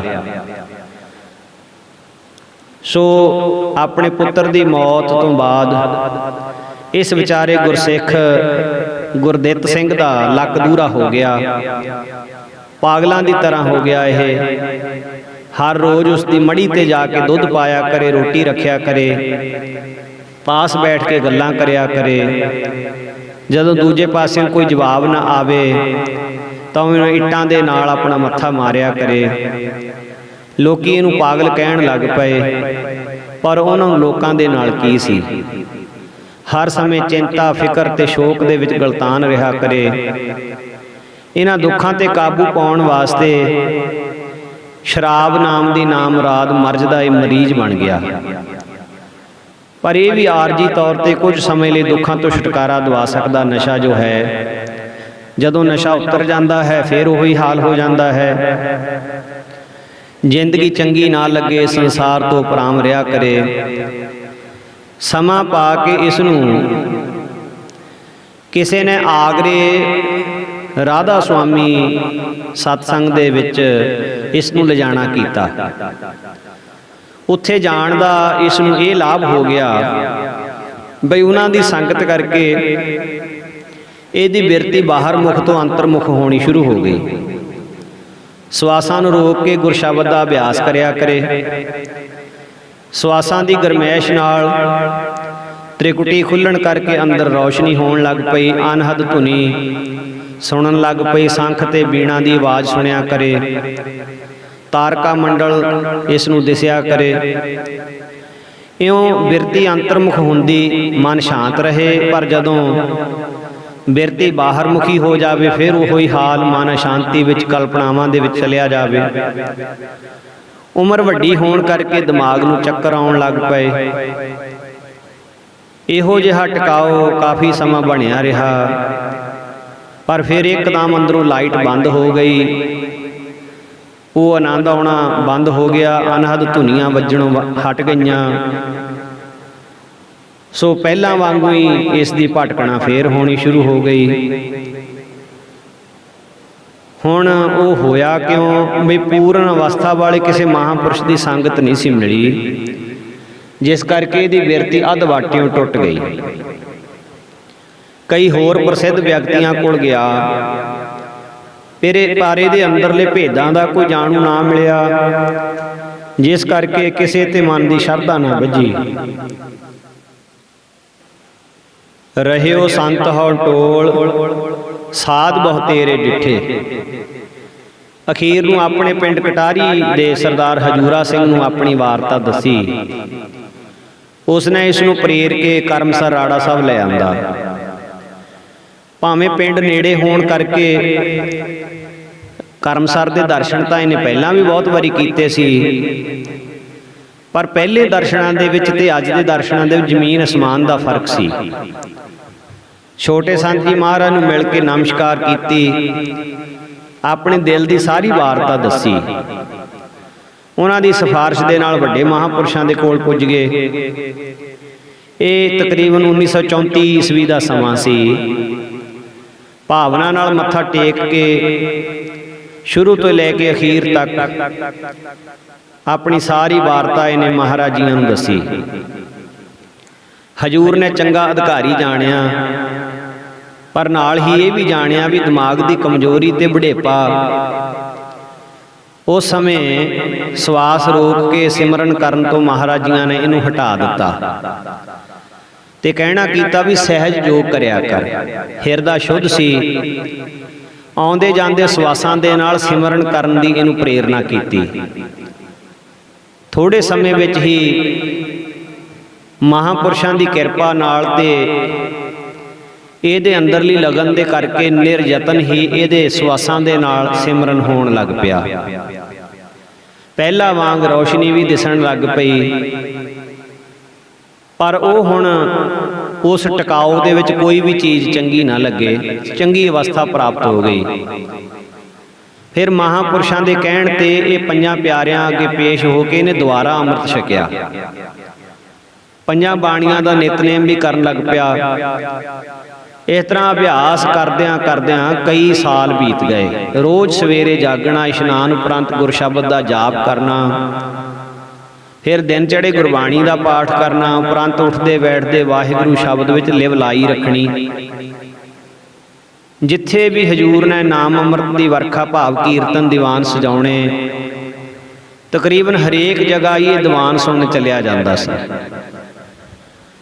ਇੱਕ ਵੇਰਾ ਇਸਨੇ ਅਰਜ਼ ਕੀਤੀ, ਮਹਾਰਾਜ ਕਈ ਵਾਰੀ ਅੰਮ੍ਰਿਤ ਵੇਲੇ ਸਿਮਰਨ ਵਿੱਚ ਬੈਠਿਆਂ ਜਾਂ ਰਾਤ ਨੂੰ ਕਥਾ ਕੀਰਤਨ ਦੇ ਸਮੇਂ ਮਨ ਨੂੰ ਕੋਈ ਅਲੌਕਿਕ ਜਿਹਾ ਸੁਖ ਪ੍ਰਤੀਤ ਹੁੰਦਾ ਹੈ। ਉਸ ਸੁਖ ਦੇ ਵਿੱਚ ਲੀਨ ਹੋਇਆਂ ਸਿਮਰਨ ਵੀ ਹੋਈ ਜਾਂਦਾ ਹੈ, ਨਾਲ ਸੂਖਮ ਜਿਹੀ ਨੀਂਦ ਵੀ ਆ ਜਾਂਦੀ ਹੈ। ਕਥਾ ਕੀਰਤਨ ਦੀ ਸਮਝ ਪਹਿਲਾਂ ਵਾਂਗ ਉਸੇ ਤਰ੍ਹਾਂ ਹੀ ਆਈ ਜਾਂਦੀ ਹੈ। ਇਸ ਤੋਂ ਕਿਵੇਂ ਬਚਿਆ ਜਾਵੇ? ਤਾਂ ਸੰਤ ਜੀ ਮਹਾਰਾਜ ਨੇ ਹੁਣ ਇਹ ਰੂਹਾਨੀਅਤ ਦਾ ਉਪਦੇਸ਼ ਇਸ ਨੂੰ ਸੁਣਾਉਣਾ ਕੀਤਾ ਕਿ ਮਨ ਦੀਆਂ 5 ਅਵਸਥਾਵਾਂ ਹੁੰਦੀਆਂ ਹਨ। ਪਹਿਲੀ ਹੈ ਖਿਅਪਤ, ਦੂਜੀ ਹੈ ਵਿਖਿਅਪਤ, ਤੀਸਰੀ ਹੈ ਮੂੜ, ਚੌਥੀ ਹੈ ਅਨਿਰੁੱਧ, ਪੰਜਵੀਂ ਹੈ ਇਕਾਗਰ। ਹੁਣ ਇਹਦੀ ਡੈਫੀਨੇਸ਼ਨ ਪਰਿਭਾਸ਼ਾ ਦੱਸੀ। ਪਹਿਲੀ ਹੈ ਖਿਅਪਤ, ਜਦੋਂ ਮਨ ਸ਼ਬਦ ਸਪਰਸ਼ ਆਦਿਕ ਵਿਸ਼ਿਆਂ ਦਾ ਆਕਾਰ ਹੋ ਕੇ ਹਰ ਸਮੇਂ ਚਿਤਵਣੀ ਕਰਦਾ ਹੈ, ਹਰ ਸਮੇਂ ਪਦਾਰਥਾਂ ਨੂੰ ਭੋਗਣਾ ਚਾਹੁੰਦਾ ਹੈ। ਇਹਦੀਆਂ ਅੰਦਰਲੀਆਂ ਇੱਛਾਵਾਂ ਕਦੇ ਖਾਣ ਵੱਲ ਨੂੰ ਦੌੜਦਾ ਹੈ, ਕਦੇ ਰੂਪ ਵੇਖਣ ਵੱਲ ਦੌੜਦਾ ਹੈ। ਤਾਂ ਇਹ ਜਿਹੜੀ ਅਵਸਥਾ ਹੈ ਇਹ ਖਿਅਪਤ ਅਵਸਥਾ ਹੈ। ਹੁਣ ਦੂਜੀ ਅਵਸਥਾ ਵਿਖਿਅਪਤ ਹੈ, ਜਦੋਂ ਕਦੇ ਮਨ ਪਦਾਰਥਾਂ ਵੱਲ ਜਾਵੇ ਤੇ ਕਦੇ ਪਰਮੇਸ਼ਰ ਦਾ ਚਿੰਤਨ ਕਰੇ, ਕਦੇ ਫੇਰ ਪਦਾਰਥਾਂ ਵੱਲ ਚਲਿਆ ਜਾਵੇ ਤੇ ਕਦੇ ਫੇਰ ਪਰਮੇਸ਼ਰ ਦਾ ਚਿੰਤਨ ਕਰਨ ਲੱਗ ਪਵੇ। ਇਹਨਾਂ ਹਾਲਾਤਾਂ ਦਾ ਜਿਹੜਾ ਨਾਮ ਹੈ ਉਹ ਵਿਖਿਅਪਤ ਹੈ। ਤੀਸਰੀ ਹੈ ਮੂੜ ਅਵਸਥਾ, ਜਦੋਂ ਮਨ ਕਿਸੇ ਵਿਚਾਰ ਤੇ ਬਚਨਾਂ ਨੂੰ ਸੁਣ ਕੇ ਸਮਝਣ ਤੋਂ ਅਸਮਰੱਥ ਹੋਵੇ। ਉਸ ਵਿੱਚ ਲਯਤਾ ਵੀ ਹੁੰਦੀ ਹੈ। ਜਦੋਂ ਮਨ ਅਚੇਤ ਹੋ ਕੇ ਨਿੰਦਰਾ ਦੇ ਵਸੀਕਾਰ ਹੋ ਜਾਵੇ, ਉਸ ਵਿੱਚ ਲੀਨ ਹੋਵੇ, ਇਹ ਮੂੜ ਅਵਸਥਾ ਹੈ। ਚੌਥੀ ਅਵਸਥਾ, ਜਦੋਂ ਮਨ ਨੂੰ ਸਾਵਧਾਨ ਹੋ ਕੇ ਬਾਹਰਲੇ ਪਦਾਰਥਾਂ ਤੋਂ ਬਾਰੰਬਾਰ ਰੋਕ ਕੇ ਅੰਤਰਮੁਖ ਕਰਨ ਦਾ ਅਭਿਆਸ ਕਰੇ ਤੇ ਆਪਣੇ ਸਰੂਪ ਦਾ ਆਨੰਦ ਮਾਣੇ, ਤੇ ਇਹ ਅਨਿਰੁੱਧ ਅਵਸਥਾ ਹੈ। ਪੰਜਵੀਂ, ਜਦੋਂ ਮਨ ਕਿਸੇ ਯਤਨ ਕੀਤੇ ਤੋਂ ਬਗੈਰ ਹੀ ਇਕਾਗਰ ਹੋ ਜਾਵੇ, ਇਹ ਮਨ ਦੀ ਪਰਮ ਆਨੰਦ ਦੀ ਅਵਸਥਾ ਹੈ। ਖਿਅਪਤ ਅਵਸਥਾ ਜਿਹੜੀ ਹੈ ਉਹ ਪਾਮਰ ਵਿਅਕਤੀ ਦੀ ਹੈ। ਚੌਥੇ ਆਈ ਊਂਗ ਅੱਖੀ ਮੀਟ ਪਵਾਰ ਗਿਆ। ਪਾਮਰ ਵਿਅਕਤੀ ਹਰ ਸਮੇਂ ਪਦਾਰਥਾਂ ਦੇ ਵਿੱਚ, ਭੋਗਾਂ ਦੇ ਵਿੱਚ ਫਸਿਆ ਹੁੰਦਾ ਹੈ। ਤੋ ਮੂੜ ਵਿਖਿਆਈ ਦੀ ਅਵਸਥਾ ਹੈ, ਭੋਗਾਂ ਵਿੱਚ ਪ੍ਰਵਿਰਤ ਹੋਣਾ ਅਤੇ ਅੱਗੇ ਸੁਖ ਵਾਸਤੇ ਪੁੰਨ ਕਰਨੇ। ਖਾਧਾ ਹੋਆ ਸੁਆਹ ਭੀ ਖਾਣੇ ਸਿਉ ਦੋਸਤੀ। ਵਿਖਿਅਪਤ ਜਗਿਆਸੂ ਦੀ ਅਵਸਥਾ ਹੈ, ਸੰਸੇ ਵਿੱਚ ਬਿਰਤੀ ਰਹਿਣੀ ਕਿ ਭਜਨ ਕਰਾਂ ਕਿ ਸੇਵਾ ਕਰਾਂ। ਬਹੁਤ ਪਏ ਅਸਗਾਹ ਗੋਤੇ ਖਾਹੇ ਨਾ ਨਿਕਲ ਹੈ। ਅਨਿਰੁੱਧ ਜਿਹੜੀ ਹੈ ਇਹ ਜੋਗੀਆਂ ਦੀ ਅਵਸਥਾ ਹੈ। ਜਿਤਨਾ ਚਿਰ ਦਸਮ ਦੁਆਰ ਵਿੱਚ ਬਿਰਤੀ ਚੜ੍ਹੀ ਰਹਿੰਦੀ ਹੈ ਉਨਾ ਚਿਰ ਆਨੰਦ ਹੁੰਦਾ ਹੈ। ਜਦੋਂ ਬਿਰਤੀ ਉਥਾਨ ਹੋ ਜਾਂਦੀ ਹੈ ਫਿਰ ਉਸੇ ਤਰ੍ਹਾਂ ਅੰਦਰ ਫਿਕਰ ਲੱਗ ਜਾਂਦੇ ਹਨ। ਇਕਾਗਰ ਅਵਸਥਾ ਜਿਹੜੀ ਹੈ ਇਹ ਕਿਸੇ ਗਿਆਨਵਾਨ ਮਹਾਂਪੁਰਸ਼ ਦੀ ਜੀਵਨ ਮੁਕਤੀ ਵਾਲੇ ਦੀ ਹੈ, ਜੋ ਹਰ ਸਮੇਂ ਆਤਮ ਸਰੂਪ ਦੇ ਵਿੱਚ ਬਿਰਤੀ ਜੁੜੀ ਰਹਿੰਦੀ ਹੈ। ਸੋ ਇਸ ਤਰ੍ਹਾਂ ਮਨ ਦੀਆਂ 5 ਬਿਰਤੀਆਂ 5 ਸੁਭਾਅ ਹਨ। ਪ੍ਰਮਾਣ, ਮਨ ਨੇ ਦਿਸਣ ਵਾਲੀਆਂ ਚੀਜ਼ਾਂ ਵਿੱਚ ਹੀ ਹਮੇਸ਼ਾ ਪਰਚੇ ਰਹਿਣਾ। ਇਸ ਦੀ ਨਿਵਰਤੀ ਮਨ ਨੂੰ ਸੰਬੋਧਨ ਕਰਨਾ, ਮਨ ਨੂੰ ਦੱਸਣਾ, ਮਨਾ ਇਹ ਜੋ ਤੂੰ ਘਰ ਵੇਖਦਾ ਹੈ, ਪਰਿਵਾਰ ਵੇਖਦਾ ਹੈ, ਪੈਸਾ ਵੇਖਦਾ ਹੈ, ਬੱਲੇ ਬੱਲੇ ਹੁੰਦੀ ਵੇਖਦਾ ਹੈ, ਇਹ ਤਾਂ ਦ੍ਰਿਸ਼ਟ ਮਾਨ ਸਭ ਬਿਨਸੀਐ, ਕਿਆ ਲੱਗ ਹੈ ਗਵਾਰ। ਮਨ ਨੂੰ ਉਪਦੇਸ਼ ਦੇਣਾ, ਸਮਝਾਉਣਾ, ਮਨਾ ਇਹ ਜੋ ਤੂੰ ਵੇਖਦਾ ਨਾ ਇਹ ਤੇ ਨਾਸ਼ਵਾਨ ਹੈ, ਇਹ ਤੇਰੇ ਨਾਲ ਨਹੀਂ ਜਾਣਾ। ਇਹ ਤੇ ਜਿੰਨਾ ਚਿਰ ਤੇਰੇ ਸਵਾਸ ਚੱਲਦੇ ਨੇ ਉਨਾ ਚਿਰ ਹੀ ਤੇਰਾ ਹੈ। ਦ੍ਰਿਸ਼ਟਮਾਨ ਹੈ ਸਗਲ ਮਿਥੇਨਾ। ਦੂਸਰੀ ਬਿਰਤੀ ਹੈ ਵਿਪਰਜੇ। ਵੇਦਾਂ ਸ਼ਾਸਤਰਾਂ ਅਥਵਾ ਗੁਰੂ ਬਾਣੀ ਦੀ ਆਗਿਆ ਤੋਂ ਉਲਟ ਸੁਭਾਅ। ਸਾਰੇ ਜਗਤ ਨੂੰ ਸੱਤ ਅਤੇ ਪਰਮਾਤਮਾ ਨੂੰ ਅਸੱਤ ਜਾਣਨਾ ਵਿਪਰਜੇ ਬਿਰਤੀ ਹੈ। ਫਿਰ ਇਹਦੀ ਨਿਵਰਤੀ ਅੰਦਰ ਨੂੰ ਉਪਦੇਸ਼ ਦੇਣਾ, ਇਹ ਜਗ ਧੂਏ ਕਾ ਪਹਾੜ, ਤੈ ਸਾਚਾ ਮਾਨਿਆ ਕਿਹ ਵਿਚਾਰ। ਤੀਸਰੀ ਹੈ ਨਿੰਦਰਾ। ਪ੍ਰਤੱਖ ਨੀਂਦ ਆ ਜਾਣੀ ਅਥਵਾ ਜਾਗਰਤ ਸੁਪਨ ਦਾ ਅਭਾਵ। ਸੁਖੋਪਤ ਅਵਸਥਾ ਵਿੱਚ ਮਨ ਬੁੱਧੀ ਨੇ ਅਵਿਦਿਆ ਵਿਖੇ ਲੀਨ ਹੋ ਜਾਣਾ। ਸਰੀਰ ਜਾਗ ਪਿਆ ਪਰ ਬਿਰਤੀ ਫਿਰ ਸੁੱਤੀ ਹੋਈ ਹੈ। ਬਿਰਤੀ ਸੁੱਤੀ ਹੋਈ ਹੈ, ਸੱਚ ਨੂੰ ਸੱਚ ਜਾਣਦਾ ਹੀ ਨਹੀਂ। ਇਹਦੀ ਨਿਵਰਤੀ ਪਰਮੇਸ਼ਰ ਦੇ ਪਿਆਰੇ ਅੰਮ੍ਰਿਤ ਵੇਲੇ ਜਾਗ ਕੇ ਸਿਮਰਨ ਵਿੱਚ ਜੁੜਦੇ ਹਨ। ਉਹ ਮਨਾ ਜਿਵੇਂ ਗੁਰਮੁਖ ਜਨ ਜੁੜਦੇ ਹਨ, ਤੂੰ ਵੀ ਪਰਮੇਸ਼ਰ ਦੀ ਭਗਤੀ ਕਰਿਆ ਕਰ। ਭਿੰਨੀ ਰੈਣੜੀਏ ਚਾਮਕਣ ਤਾਰੇ, ਜਗ ਹੈ ਸੰਤ ਜਨਾ ਮੇਰੇ RAM ਪਿਆਰੇ। ਆਪਣੇ ਮਨ ਨੂੰ ਸਮਝਾਉਣਾ ਵੀ ਗੁਰਮੁਖ ਜਨ ਮਹਾਂਪੁਰਖ ਏਦਾਂ ਭਗਤੀ ਕਰਦੇ ਨੇ, ਮਨਾ ਤੈਨੂੰ ਵੀ ਕਰਨੀ ਚਾਹੀਦੀ ਹੈ, ਤੂੰ ਵੀ ਜੁੜਿਆ ਕਰ। ਅਗਿਆਨਤਾ ਦੀ ਨੀਂਦ ਵਿੱਚੋਂ ਆਪਣੇ ਆਪ ਨੂੰ ਉਠਾਉਣਾ, ਆਪਣੇ ਆਪ ਨੂੰ ਸਮਝਾਉਣਾ। ਫਿਰ ਅਗਲੀ ਬਿਰਤੀ ਹੈ ਜੀ ਵਿਕਲਪ ਬਿਰਤੀ। ਮਨ ਦੀ ਬਿਰਤੀ ਇਕਾਗਰ ਨਾ ਹੋ ਸਕਣਾ, ਹਰ ਸਮੇਂ ਘਾਲਣਾ ਥੋੜੀ ਕਰਨੀ ਤੇ ਫਲ ਦੀ ਬਹੁਤੀ ਇੱਛਾ ਕਰਨੀ। ਸੇਵਾ ਥੋੜੀ ਮੰਗਣ ਬਹੁਤਾ, ਮਹਿਲ ਨਾ ਪਾਵੇ ਕਹਿ ਤੋ ਬਹੁਤਾ। ਹਰ ਸਮੇਂ ਜੇ ਇੱਕ ਸੁਖਮਨੀ ਸਾਹਿਬ ਕੀਤਾ ਹੈ ਤੇ ਉਹਦੇ ਪਿੱਛੇ ਕਿੰਨੀਆਂ ਕਿੰਨੀਆਂ ਅਰਦਾਸਾਂ, ਆ ਵੀ ਕੰਮ ਹੋ ਜਾਏ, ਆ ਵੀ ਹੋ ਜਾਏ, ਆ ਵੀ ਹੋ ਜਾਏ। ਸੋ ਇਸ ਪ੍ਰਕਾਰ ਇਹਦੀ ਨਿਵਰਤੀ ਕਿਵੇਂ ਹੋਵੇ? ਫਲ ਦੀ ਇੱਛਾ ਛੱਡ ਦੇ, ਸੇਵਾ ਤੇ ਸਿਮਰਨ ਕਰ। ਸੇਵਾ ਕਰਤ ਹੋਏ ਨਿਹਕਾਮੀ, ਤਿਸ ਕੋ ਹੋਤ ਪ੍ਰਾਪਤ ਸੁਆਮੀ। ਸੋ ਪੰਜਵੀਂ ਬਿਰਤੀ ਹੈ ਸਿਮਰਤੀ। ਭਜਨ ਸਿਮਰਨ ਦੇ ਸਮੇਂ ਸਮਾਧੀ ਵਿੱਚ ਬੈਠਿਆਂ ਪਿਛਲੇ ਕੰਮਾਂ ਨੂੰ ਚੇਤੇ ਕਰੀ ਜਾਣਾ। ਬੀਤ ਗਿਆ ਸਮਾਂ ਚੇਤੇ ਕਰੀ ਜਾਣਾ। ਆਉਣ ਵਾਲੇ ਸਮੇਂ ਦੀ ਪਲੈਨਿੰਗ ਕਰੀ ਜਾਣੀ, ਐਦਾਂ ਹੋਏਗੀ, ਐਦਾਂ ਹੋਏਗੀ, ਐਦਾਂ ਕਰਾਂਗੇ, ਐਦਾਂ ਨਾ ਹੁੰਦੀ ਤੇ ਚੰਗਾ ਸੀ, ਸਾਡੇ ਨਾਲ ਐਦਾਂ ਹੋ ਗਈ। ਜਾਂ ਬੀਤ ਗਏ ਸਮੇਂ ਨੂੰ ਸੋਚੀ ਜਾਣਾ, ਜਾਂ ਆਉਣ ਵਾਲੇ ਸਮੇਂ ਨੂੰ ਸੋਚੀ ਜਾਣਾ। ਸੋ ਇਹਦੇ ਬਾਰੇ ਮਹਾਂਪੁਰਖ ਕਹਿੰਦੇ ਨੇ, ਜੋ ਬਣਨੀ ਸੋ ਬਣ ਰਹੀ, ਜੋ ਬਣੀ ਸੋ ਬਣੀ, अनबणनी के बनन में पच पच मुई घनी, जो पूरे पूरी करी घटत ना बढ़त कणी। अनबणनी जो चितवते ਤਿਨ ਕੀ ਤੁਛ ਮਨੀ। ਮਹਾਂਪੁਰਸ਼ਾਂ ਦੀ ਰਸਨਾ ਤੋਂ ਉਪਦੇਸ਼ ਪ੍ਰਾਪਤ ਕਰਕੇ ਮਨ ਦੀ ਸ਼ਾਂਤੀ ਅਤੇ ਪੂਰਨ ਇਕਾਗਰਤਾ ਵਾਸਤੇ ਪਹਿਲਾਂ ਇਸ ਗੁਰਮੁਖ ਨੇ ਬਹੁਤ ਹਠ ਕੀਤਾ। ਭਾਈ ਗੁਰਦਿੱਤ ਸਿੰਘ ਨੇ ਰਾਤ ਦੇ ਦਿਨ ਦੇ 24 ਘੰਟਿਆਂ ਵਿੱਚੋਂ ਕੇਵਲ 3 ਘੰਟੇ ਆਰਾਮ ਕਰਦਾ ਸੀ ਤੇ 21 ਘੰਟੇ ਸਿਮਰਨ ਕਰਦਾ ਸੀ। ਸਰੀਰ ਬਹੁਤ ਕਮਜ਼ੋਰ ਹੋ ਗਿਆ, ਪਰ ਸਰੀਰ ਹੀ ਕਮਜ਼ੋਰ ਹੋਇਆ, ਅੰਦਰਲਾ ਪ੍ਰੇਮ ਬਹੁਤ ਪ੍ਰਬਲ ਹੋ ਗਿਆ। ਇੱਥੋਂ ਤੱਕ ਅਵਸਥਾ ਚੜ੍ਹ ਗਈ ਕਿ ਆਪਣੇ ਆਪ ਦੀ ਸੰਭਾਲ ਨਾ ਰਹੀ। ਸਿਮਰਨ ਵਿੱਚ ਬੈਠਿਆਂ ਜੇ ਕਿਸੇ ਨੇ ਪ੍ਰਸ਼ਾਦਾ ਦੇ ਦੇਣਾ ਤਾਂ ਇਹਨੇ ਛਕ ਲੈਣਾ, ਅੱਠੀ ਪਹਿਰੀ ਛਕਦੇ ਸੀ, ਨਹੀਂ ਤਾਂ ਇੱਕ ਜਗ੍ਹਾ ਤੇ ਕਈ ਵਾਰੀ 2-2 ਦਿਨ ਬੈਠਿਆਂ ਦੇ ਹੀ ਬੀਤ ਜਾਂਦੇ ਸੀ। ਜਦੋਂ ਸੰਤ ਜੀ ਮਹਾਰਾਜ ਦੇ ਦਰਸ਼ਨਾਂ ਨੂੰ ਇਹਨਾਂ ਨੇ ਆਉਣਾ ਤਾਂ ਹਜੂਰ ਨੇ ਕਈ ਵਾਰੀ ਕਹਿਣਾ, ਬਾਬਾ ਘੋੜੇ ਨੂੰ ਸੰਭਾਲ, ਅਜੇ ਸਫ਼ਰ ਬੜਾ ਲੰਮਾ ਹੈ। ਭਾਵ ਕਿ ਸਰੀਰ ਵੱਲ ਵੀ ਖਿਆਲ ਕਰ, ਇਹ ਤੋਂ ਅਜੇ ਆਪਾਂ ਕੰਮ ਬਹੁਤ ਲੈਣਾ ਹੈ, ਇਹਨੂੰ ਖੁਰਾਕ ਵੀ ਦਿਆ ਕਰ। ਫੇਰ ਪ੍ਰੇਮ ਇਤਨਾ ਸੀ ਇਸ ਦਾ ਕਿ ਗਰਮੀ ਹੋਵੇ, ਸਰਦੀ ਹੋਵੇ, ਝੱਖੜ ਹੋਵੇ, ਬਾਰਿਸ਼ ਹੋਵੇ, ਹਰੇਕ ਜਗ੍ਹਾ ਦੀਵਾਨ ਸੁਣਨ ਜਾਣਾ ਹੀ ਜਾਣਾ। ਰੋਜ਼ ਗੁਰਦੁਆਰੇ ਸਾਹਿਬ ਦਰਸ਼ਨਾਂ ਨੂੰ ਆਉਣਾ।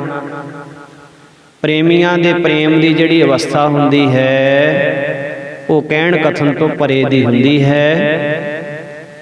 ਸੋ ਇਹਦੇ ਬਾਰੇ ਸਿਰਫ ਉਹੀ ਜਾਣ ਸਕਦੇ ਨੇ ਜਿਨ੍ਹਾਂ ਦਾ ਅੰਦਰੋਂ ਗੁਰਾਂ ਨਾਲ ਪ੍ਰੇਮ ਹੁੰਦਾ। ਸਾਗਰ ਮੇਰ ਉਦਿਆਨ ਬਨ, ਨਵਖੰਡ ਬਸੁਦਾ ਭਰਮ, ਮੂਸਨ ਪ੍ਰੇਮ ਪ੍ਰਿਅਮ ਕੈ ਗਨੋ ਏਕ ਕਰ ਕਰਮ। ਕਈ ਵਾਰੀ ਇਸ ਨੂੰ ਵਿਰਾਗਮਈ ਹਾਲਤ ਵਿੱਚ ਨਿਮੋ ਝੂਣਾ ਹੋਇਆ ਦੇਖ ਕੇ ਮਹਾਰਾਜ ਫਰਮਾਉਂਦੇ, ਬਾਬਾ ਵਿਚਾਰ ਤੋਂ ਕੰਮ ਲੈ, ਬਹੁਤਾ ਹੱਠ ਨਾ ਕਰਿਆ ਕਰ, ਕਿਉਂਕਿ ਪਰਮੇਸ਼ਰ ਦੀ ਪ੍ਰਾਪਤੀ ਦੇ 8 ਰਸਤੇ ਹਨ। ਬ੍ਰਹਮ ਦ੍ਰਿਸ਼ਟੀ, ਮਿਥਿਆਂਤ ਦ੍ਰਿਸ਼ਟੀ, ਸਭ ਕੁਝ ਈਸ਼ਵਰ ਦੇ ਅਧੀਨ ਮੰਨਣਾ, ਸਭ ਕੁਝ ਤਿੰਨਾਂ ਗੁਣਾਂ ਦੇ ਅਧੀਨ ਹੈ, ਸਾਰਾ ਪ੍ਰਪੰਚ ਪ੍ਰਕਿਰਤੀ ਦੇ ਅਧੀਨ ਹੈ, ਤੇ 6ਵਾਂ ਹੈ ਸਭ ਕੁਝ ਕਰਮਾਂ ਦੇ ਅਧੀਨ ਪਰ ਰੱਬ ਤੇ ਨਿਸ਼ਚਾ ਕਰਨਾ, 7ਵਾਂ ਹੈ ਸਾਰੀ ਸ੍ਰਿਸ਼ਟੀ ਕਾਲ ਦੇ ਅਧੀਨ, ਤੇ 8ਵਾਂ ਸਾਰਾ ਸੰਸਾਰ ਪਰਮੇਸ਼ਰ ਦੇ ਭੈ ਵਿੱਚ ਹੈ, ਇਹ ਨਿਸ਼ਚੇ ਕਰਨਾ। ਤੋ ਜਿਹੜਾ 8ਵਾਂ ਵਚਨ ਹੈ, ਆਪਣੇ ਆਪ ਨੂੰ ਗੁਰੂ ਪਰਮੇਸ਼ਰ ਦੇ ਭੈ ਵਿੱਚ ਰੱਖਣਾ ਤੇ ਸਾਰੇ ਸੰਸਾਰ ਨੂੰ ਉਹਦੇ ਭੈ ਵਿੱਚ ਹੀ ਚੱਲਦਾ ਦ੍ਰਿੜ ਨਿਸ਼ਚੇ ਕਰਨਾ, ਇਹ ਸ੍ਰੇਸ਼ਟ ਸਾਧਨ ਹੈ। ਇਹੋ ਹੀ ਸਭ ਧਰਮਾਂ ਦਾ ਸ਼੍ਰੋਮਣੀ ਧਰਮ ਹੈ, ਰੱਬ ਦੇ ਭੈ ਵਿੱਚ ਰਹਿਣਾ। ਸੋ ਇਹ ਵੀ ਆਪਣੇ ਆਪ ਪ੍ਰਾਪਤ ਨਹੀਂ ਹੁੰਦਾ, ਕਿਸੇ ਸਤਿਪੁਰਸ਼ ਦੀ ਸੰਗਤ ਦੁਆਰਾ ਹੀ ਜਾਗ ਲੱਗਦੀ ਹੈ। ਸੋ ਇਸ ਪ੍ਰਕਾਰ ਹਜੂਰ ਦੇ ਦੱਸੇ ਤਰੀਕੇ ਅਭਿਆਸ ਕਰਦਿਆਂ ਨੂੰ ਕਈ ਸਾਲ ਲੰਘ ਗਏ। ਹਜੂਰ ਦੇ ਰਸੀਲੇ ਗਲੇ ਤੋਂ ਕੀਰਤਨ ਸੁਣਨਾ ਇਸਨੇ ਐਸੀ ਮਸਤੀ ਚੜ੍ਹਨੀ ਕਿ ਦੇਸ਼ ਕਾਲ ਭੁੱਲ ਜਾਣਾ। ਜਿਸ ਚੀਜ਼ ਦਾ ਧਿਆਨ ਧਰਦਾ ਸਾਰਿਆਂ ਵਿੱਚ ਉਹੀ ਗੁਰੂ ਨਾਨਕ ਸਾਹਿਬ ਦਾ ਰੂਪ ਦਿਸਣਾ ਇਸ ਨੂੰ। ਇੱਕ ਸਮੇਂ 1944 ਈਸਵੀ ਫਰਵਰੀ ਦੇ ਮਹੀਨੇ ਰੁੜਕੇ ਪਿੰਡ ਹਜੂਰ ਦੇ 10 ਦੀਵਾਨ ਸਜੇ। ਅੱਡੋ ਅੱਡੀ ਪ੍ਰੇਮੀਆਂ ਦੇ ਘਰ 5 ਅਖੰਡ ਪਾਠ ਸਾਹਿਬ ਕਰਨੇ ਸੀ। ਇਹ ਵੀ ਉੱਥੇ ਪੁੱਜਿਆ ਹੋਇਆ। ਉਂਝ ਇਹ ਵੀ ਉੱਥੇ ਸਰਦਾਰ ਧੰਨਾ ਸਿੰਘ ਜੀ ਦੀ ਲੜਕੀ ਪ੍ਰਤਾਪ ਕੌਰ ਨੂੰ ਵਿਆਹਿਆ ਹੋਇਆ। ਇਹਦਾ ਸਹੁਰਾ ਨਗਰ ਸੀ, ਪਰ ਆਪਣੇ ਸਹੁਰੇ ਪਰਿਵਾਰ ਵਿੱਚ ਘੱਟ ਹੀ ਜਾਂਦਾ ਸੀ। ਤੋ ਇਸ ਪ੍ਰਕਾਰ ਸੰਤ ਮਹਾਰਾਜ ਦਾ ਪ੍ਰੇਮੀ ਸੀ ਸਰਦਾਰ ਭਾਨ ਸਿੰਘ, ਉਹਦੇ ਘਰ ਠਹਿਰਦਾ ਸੀ, ਉਹ ਇਹਦੀ ਸੇਵਾ ਕਰਦਾ ਸੀ। ਸੰਤ ਜੀ ਮਹਾਰਾਜ ਦਾ ਪਿੰਡੋਂ ਬਾਹਰ ਖੂਹ ਦੇ ਉੱਤੇ ਤੰਬੂ ਲੱਗਿਆ ਹੋਇਆ ਸੀ। ਇਹ ਵੀ ਉੱਥੇ ਦੀਵਾਨ ਵਿੱਚ ਪੁੱਜਿਆ ਹੋਇਆ, ਰੋਜ਼ ਕੀਰਤਨ ਦਾ ਆਨੰਦ ਮਾਣਦਾ। ਅੱਜ ਇਸ ਪੰਡਾਲ ਦਾ ਚੌਥਾ ਦੀਵਾਨ ਸੀ। ਸੰਤ ਜੀ ਮਹਾਰਾਜ ਦਿਨ ਦੇ ਪਿਛਲੇ ਪਹਿਰ ਕੀਰਤਨ ਕਰਦੇ ਸੀ। ਅਖੰਡ ਪਾਠਾਂ ਦੇ ਸਮੇਂ ਪਿੰਡਾਂ ਵਿੱਚ ਸਰਦੀਆਂ ਨੂੰ ਦਿਨੇ ਅਤੇ ਗਰਮੀਆਂ ਵਿੱਚ ਰਾਤ ਨੂੰ ਦੀਵਾਨ ਸਜਦੇ ਸੀ। ਸੰਗਰਾਂਦ ਅਤੇ ਪੂਰਨਮਾਸ਼ੀ ਨੂੰ ਰਾੜਾ ਸਾਹਿਬ ਹਮੇਸ਼ਾ ਰਾਤ ਨੂੰ ਹੀ ਦੀਵਾਨ ਸਜਦਾ ਸੀ। ਉਸ ਸਮੇਂ ਇਕਾਗਰ ਮਨ ਦੇ ਨਾਲ ਇਹ ਹਜੂਰ ਦੇ ਸਨਮੁਖ ਬੈਠਾ ਤੱਕਦਾ ਹੋਇਆ ਕੀਰਤਨ ਸੁਣ ਰਿਹਾ ਸੀ ਤਾਂ ਇੱਕ ਨਜ਼ਾਰਾ ਇਸ ਦੀ ਦ੍ਰਿਸ਼ਟੀ ਵਿੱਚ ਇੱਕਦਮ ਆਇਆ। ਕਿ ਗੁਰੂ ਗ੍ਰੰਥ ਸਾਹਿਬ ਜੀ ਮਹਾਰਾਜ ਵਿੱਚ ਇੱਕਦਮ ਲਾਈਟ ਚਮਕੀ, ਜਿਸ ਨੂੰ ਦੇਖ ਕੇ ਇਸ ਦੀਆਂ ਅੱਖਾਂ ਝੁੰਧਿਆ ਗਈਆਂ। ਫਿਰ ਉਹ ਰੌਸ਼ਨੀ ਸੰਤ ਜੀ ਮਹਾਰਾਜ ਦੇ ਸੱਜੇ ਪਾਸੇ ਵਾਜੇ ਕੋਲ ਖੜ ਗਈ ਜਾ ਕੇ। ਸਹਿਜੇ ਸਹਿਜੇ ਉਹਦੇ ਵਿੱਚੋਂ ਸ੍ਰੀ ਗੁਰੂ ਨਾਨਕ ਦੇਵ ਜੀ ਮਹਾਰਾਜ ਦਾ ਪਾਵਨ ਸਰੂਪ ਉਹ ਆਕਾਰ ਬਣ ਗਿਆ, ਜਿਹਦਾ ਇਹ ਧਿਆਨ ਧਰਦਾ ਹੁੰਦਾ ਸੀ। ਪਹਿਲਾਂ ਉਹ ਸਰੂਪ ਪਾਸ ਖੜਾ ਸੀ, ਫਿਰ ਹੌਲੀ ਹੌਲੀ ਸੰਤ ਜੀ ਮਹਾਰਾਜ ਦਾ ਸਰੂਪ ਅਤੇ ਵਾਜਾ ਵਿੱਚੇ ਲੀਨ ਹੋ ਗਏ ਜਾਪੇ। ਬਾਕੀ ਉਹੋ ਹੀ ਗੁਰੂ ਨਾਨਕ ਦੇਵ ਜੀ ਮਹਾਰਾਜ ਦਾ ਆਕਾਰ ਰਹਿ ਗਿਆ। ਹੁਣ ਸੰਤ ਜੀ ਮਹਾਰਾਜ ਦੇ ਦਰਸ਼ਨ ਨਾ ਹੋਣ, ਕੇਵਲ ਗੁਰੂ ਨਾਨਕ ਸਾਹਿਬ ਜੀ ਦੇ ਦਰਸ਼ਨ ਹੀ ਹੋ ਰਹੇ ਸੀ। ਇਹਨੇ ਚੰਗੀ ਤਰ੍ਹਾਂ ਨੀਝ ਲਾ ਕੇ ਤੱਕਿਆ, ਅੱਖਾਂ ਮਲੀਆਂ, ਪਰ ਉਹੋ ਹੀ ਗੁਰੂ ਨਾਨਕ ਸਾਹਿਬ ਦਾ ਸਰੂਪ ਹੀ ਦਿਸੀ ਜਾਵੇ। ਇਹਨੇ ਕਾਹਲਾ ਪੈ ਕੇ ਨਾਲ ਦੇ ਸਾਥੀਆਂ ਨੂੰ ਪੁੱਛਿਆ, ਉਹ ਸਾਹਮਣੇ ਕੌਣ ਬੈਠੇ ਹਨ, ਇਹ ਰੌਸ਼ਨੀ ਕੀ ਹੈ? ਤਾਂ ਉਹਨੇ ਕਿਹਾ, ਕੁਛ ਵੀ ਨਹੀਂ, ਸੰਤ ਮਹਾਰਾਜ ਕੀਰਤਨ ਕਰ ਰਹੇ ਹਨ, ਹੋਰ ਇੱਥੇ ਕੌਣ ਹੈ? ਇਹਨੇ ਸੋਚਿਆ ਕਿ ਮੈਂ ਸੁੱਤਾ ਪਿਆ ਹਾਂ। ਫਿਰ ਇੱਕਦਮ ਉੱਠ ਕੇ ਬਾਹਰ ਚਲੇ ਗਿਆ। ਨਾਲ ਹੀ ਖੂਹ ਸੀ, ਉਹਦੇ ਵਿੱਚੋਂ ਪਾਣੀ ਲੈ ਕੇ ਮੁੱਖ ਤੇ ਛਿੱਟੇ ਮਾਰੇ। ਫਿਰ ਦੀਵਾਨ ਵਿੱਚ ਆ ਕੇ ਬੈਠ ਗਿਆ, ਪਰ ਫਿਰ ਉਹੋ ਹੀ ਸਰੂਪ ਦਿਸੇ। ਉਹ 1 ਘੰਟਾ ਹਜ਼ੂਰੀ ਵਿੱਚ ਬੈਠਾ ਕੀਰਤਨ ਸੁਣਦਾ ਰਿਹਾ। ਫਿਰ ਉਸੇ ਤਰ੍ਹਾਂ ਉਹ ਸਰੂਪ ਨਿਰੋਲ ਪ੍ਰਕਾਸ਼ ਦੇ ਰੂਪ ਵਿੱਚ ਬਦਲ ਗਿਆ। ਉਪਰੰਤ ਇਸ ਨੂੰ ਫਿਰ ਸੰਤਾਂ ਦਾ ਸਰੀਰ ਨਿਗਾਹ ਵਿੱਚ ਆਇਆ। ਇਹ ਗੱਲ ਪਹਿਲੇ ਦਿਨ ਤਾਂ ਇਸ ਨੇ ਕਿਸੇ ਪਾਸ ਨਾ ਦੱਸੀ। ਦੂਸਰੇ ਦਿਨ ਫਿਰ ਦੀਵਾਨ ਦੇ ਸਮੇਂ ਇਸੇ ਤਰ੍ਹਾਂ ਹੋਇਆ। ਇਹ ਗੱਲ ਪਹਿਲੇ ਦਿਨ ਤਾਂ ਕਿਸੇ ਨਾਲ ਨਾ ਇਹਨੇ ਕੀਤੀ। ਤੀਸਰੇ ਦਿਨ ਫਿਰ ਦੀਦਾਰ ਹੋਇਆ। ਸੰਤ ਜੀ ਮਹਾਰਾਜ ਸ੍ਰੀ ਗੁਰੂ ਗ੍ਰੰਥ ਸਾਹਿਬ ਜੀ ਦੇ ਕੋਲ ਸਟੇਜ ਤੇ ਬੈਠ ਕੇ ਕੀਰਤਨ ਕਰਿਆ ਕਰਦੇ ਸੀ। ਅਖੀਰ ਨੂੰ ਇਸਨੇ ਹੈਰਾਨ ਹੋ ਕੇ ਸ਼ਾਮ ਨੂੰ ਸੰਤ ਮਹਾਰਾਜ ਜੀਆਂ ਦੇ ਚਰਨਾਂ ਵਿੱਚ ਬੇਨਤੀ ਕੀਤੀ, ਮਹਾਰਾਜ ਇਹ ਕੀ ਕਾਰਨ ਹੈ, ਮੇਰੇ ਕੋਈ ਸਮਝ ਨਹੀਂ ਪੈ ਰਿਹਾ। ਤਾਂ ਮਹਾਰਾਜ ਜੀ ਕਹਿਣ ਲੱਗੇ, ਪ੍ਰੇਮੀਆਂ, ਸ਼ੁੱਧ ਹਿਰਦੇ ਵਾਲੇ ਨੂੰ ਇਹੋ ਜਿਹੀ ਭਾਵਨਾ ਦੇ ਅਨੁਸਾਰ ਮਹਾਰਾਜ ਖੇਡ ਵਰਤਾ ਕੇ ਦੱਸ ਦਿੰਦੇ ਹਨ। ਜਿੱਦਾਂ ਦੀ ਅੰਦਰ ਭਾਵਨਾ ਹੋਵੇ, ਪਰਮੇਸ਼ਰ ਉਸੇ ਰੂਪ ਵਿੱਚ ਦਿਸਦਾ ਹੈ। ਤੁਸੀਂ ਦਿਨ ਦੇ ਸਮੇਂ ਸਤਿਗੁਰਾਂ ਦੇ ਚਿੱਤਰ ਤੱਕਦੇ ਹੋ, ਸਮਾਧੀ ਵਿੱਚ ਬੈਠਿਆਂ ਉਹਨਾਂ ਦਾ ਸਰੂਪ ਦਾ ਧਿਆਨ ਧਰਦੇ ਹੋ, ਜਿਸ ਕਰਕੇ ਤੁਹਾਡੀ ਭਾਵਨਾ ਅਨੁਸਾਰ ਹੀ ਮਹਾਰਾਜ ਨੇ ਤੁਹਾਨੂੰ ਦਰਸ਼ਨ ਦਿੱਤੇ ਹਨ। ਇਹਦੀ ਇਤਨੀ ਸ਼ਰਧਾ ਵੱਧ ਗਈ ਕਿ ਜਦੋਂ ਵੀ ਰਾਤ ਨੂੰ ਆਰਾਮ ਕਰਨਾ ਤਾਂ ਇਹਨੇ ਕਦੇ ਰਾੜਾ ਸਾਹਿਬ ਦੀ ਧਰਤੀ ਵੱਲ ਨੂੰ ਪੈਰ ਨਹੀਂ ਸੀ ਕੀਤੇ, ਸਿਰ ਕਰਕੇ ਸੌਂਦਾ ਸੀ। ਕੀ ਕਹਿੰਦਾ ਸੀ ਕਿ ਇੱਧਰ ਮੇਰੇ ਮੁਰਸ਼ਿਦ ਦਾ ਅਸਥਾਨ ਹੈ। ਜਦੋਂ ਸ਼ਾਮ ਨੂੰ ਪਾਠ ਕਰਕੇ ਅਰਦਾਸ ਕਰਨੀ ਤਾਂ ਹਮੇਸ਼ਾ ਰਾੜਾ ਸਾਹਿਬ ਕਰਮਸਰ ਵਾਲੇ ਨੇ ਮੁੱਖ ਕਰਕੇ ਅਰਦਾਸ ਕਰਨੀ, ਉਧਰ ਨੂੰ ਮੱਥਾ ਟੇਕਣਾ ਤੇ ਇਹ ਕਹਿਣਾ, ਮੇਰਾ ਇਹੋ ਹੀ ਮੱਕਾ, ਮੇਰਾ ਇਹੋ ਹੀ ਮਦੀਨਾ। ਉਸ ਦਿਨ ਤੋਂ ਬਾਅਦ ਹਜ਼ੂਰ ਨੇ ਚੰਗਾ ਅਧਿਕਾਰੀ ਜਾਣ ਕੇ ਸਾਰੇ ਦੁੱਖਾਂ ਦੀ ਨਿਵਰਤੀ ਕਰਨ ਵਾਲਾ ਪੂਰਨ ਗਿਆਨ ਯੋਗ ਬਖਸ਼ ਦਿੱਤਾ ਤੇ ਕਿਹਾ ਕਿ ਇਸ ਜੀਵ ਨੂੰ ਸਾਰੇ ਦੁੱਖ ਦੇ ਅਧਿਆਸ ਕਰਕੇ ਹੀ ਹਨ। ਇਹਦੀ ਨਿਵਰਤੀ ਜਿਹੜੀ ਹੈ ਉਹ ਬ੍ਰਹਮ ਗਿਆਨ ਦੁਆਰਾ ਹੀ ਹੋ ਸਕਦੀ ਹੈ। ਉਪਰੰਤ ਸਰੂਪ ਦੇ ਗਿਆਨ ਬੋਧਕ ਉੱਤਮ ਮਹਾਵਾਕਾਂ ਦਾ ਉਪਦੇਸ਼ ਕੀਤਾ ਕਿ ਤੂੰ ਹੀ ਬ੍ਰਹਮ ਸਰੂਪ ਹੈ, ਸੋ ਪ੍ਰਭ ਦੂਰ ਨਾਹੀ, ਪ੍ਰਭ ਤੂੰ ਹੈ, ਤੋਹੀ ਮੋਹੀ, ਮੋਹੀ ਤੋਹੀ, ਅੰਤਰ ਕੈਸਾ। ਉਪਰੰਤ ਮੇਰਾ ਭਰੀ ਦ੍ਰਿਸ਼ਟੀ ਪਾਈ, ਅਗਿਆਨ ਦੀ ਜੰਜੀਰ ਤੋੜ ਦਿੱਤੀ, ਪੂਰਨ ਮਸਤੀ ਵਿੱਚ ਆ ਕੇ ਇਹ ਝੂਮਣ ਲੱਗਾ। ਫਿਰ ਤਾਂ 8 ਪੈਰਾਂ ਦੀ ਸਮਾਧੀ ਹੀ ਬਣ ਗਈ। ਸਰੀਰ ਦੇ ਹੁੰਦਿਆਂ ਹੀ ਵਿਦੇਹ ਮੁਕਤੀ ਵਾਲੀ ਅਵਸਥਾ ਦਾ ਇਸਨੇ ਆਨੰਦ ਮਾਣਿਆ।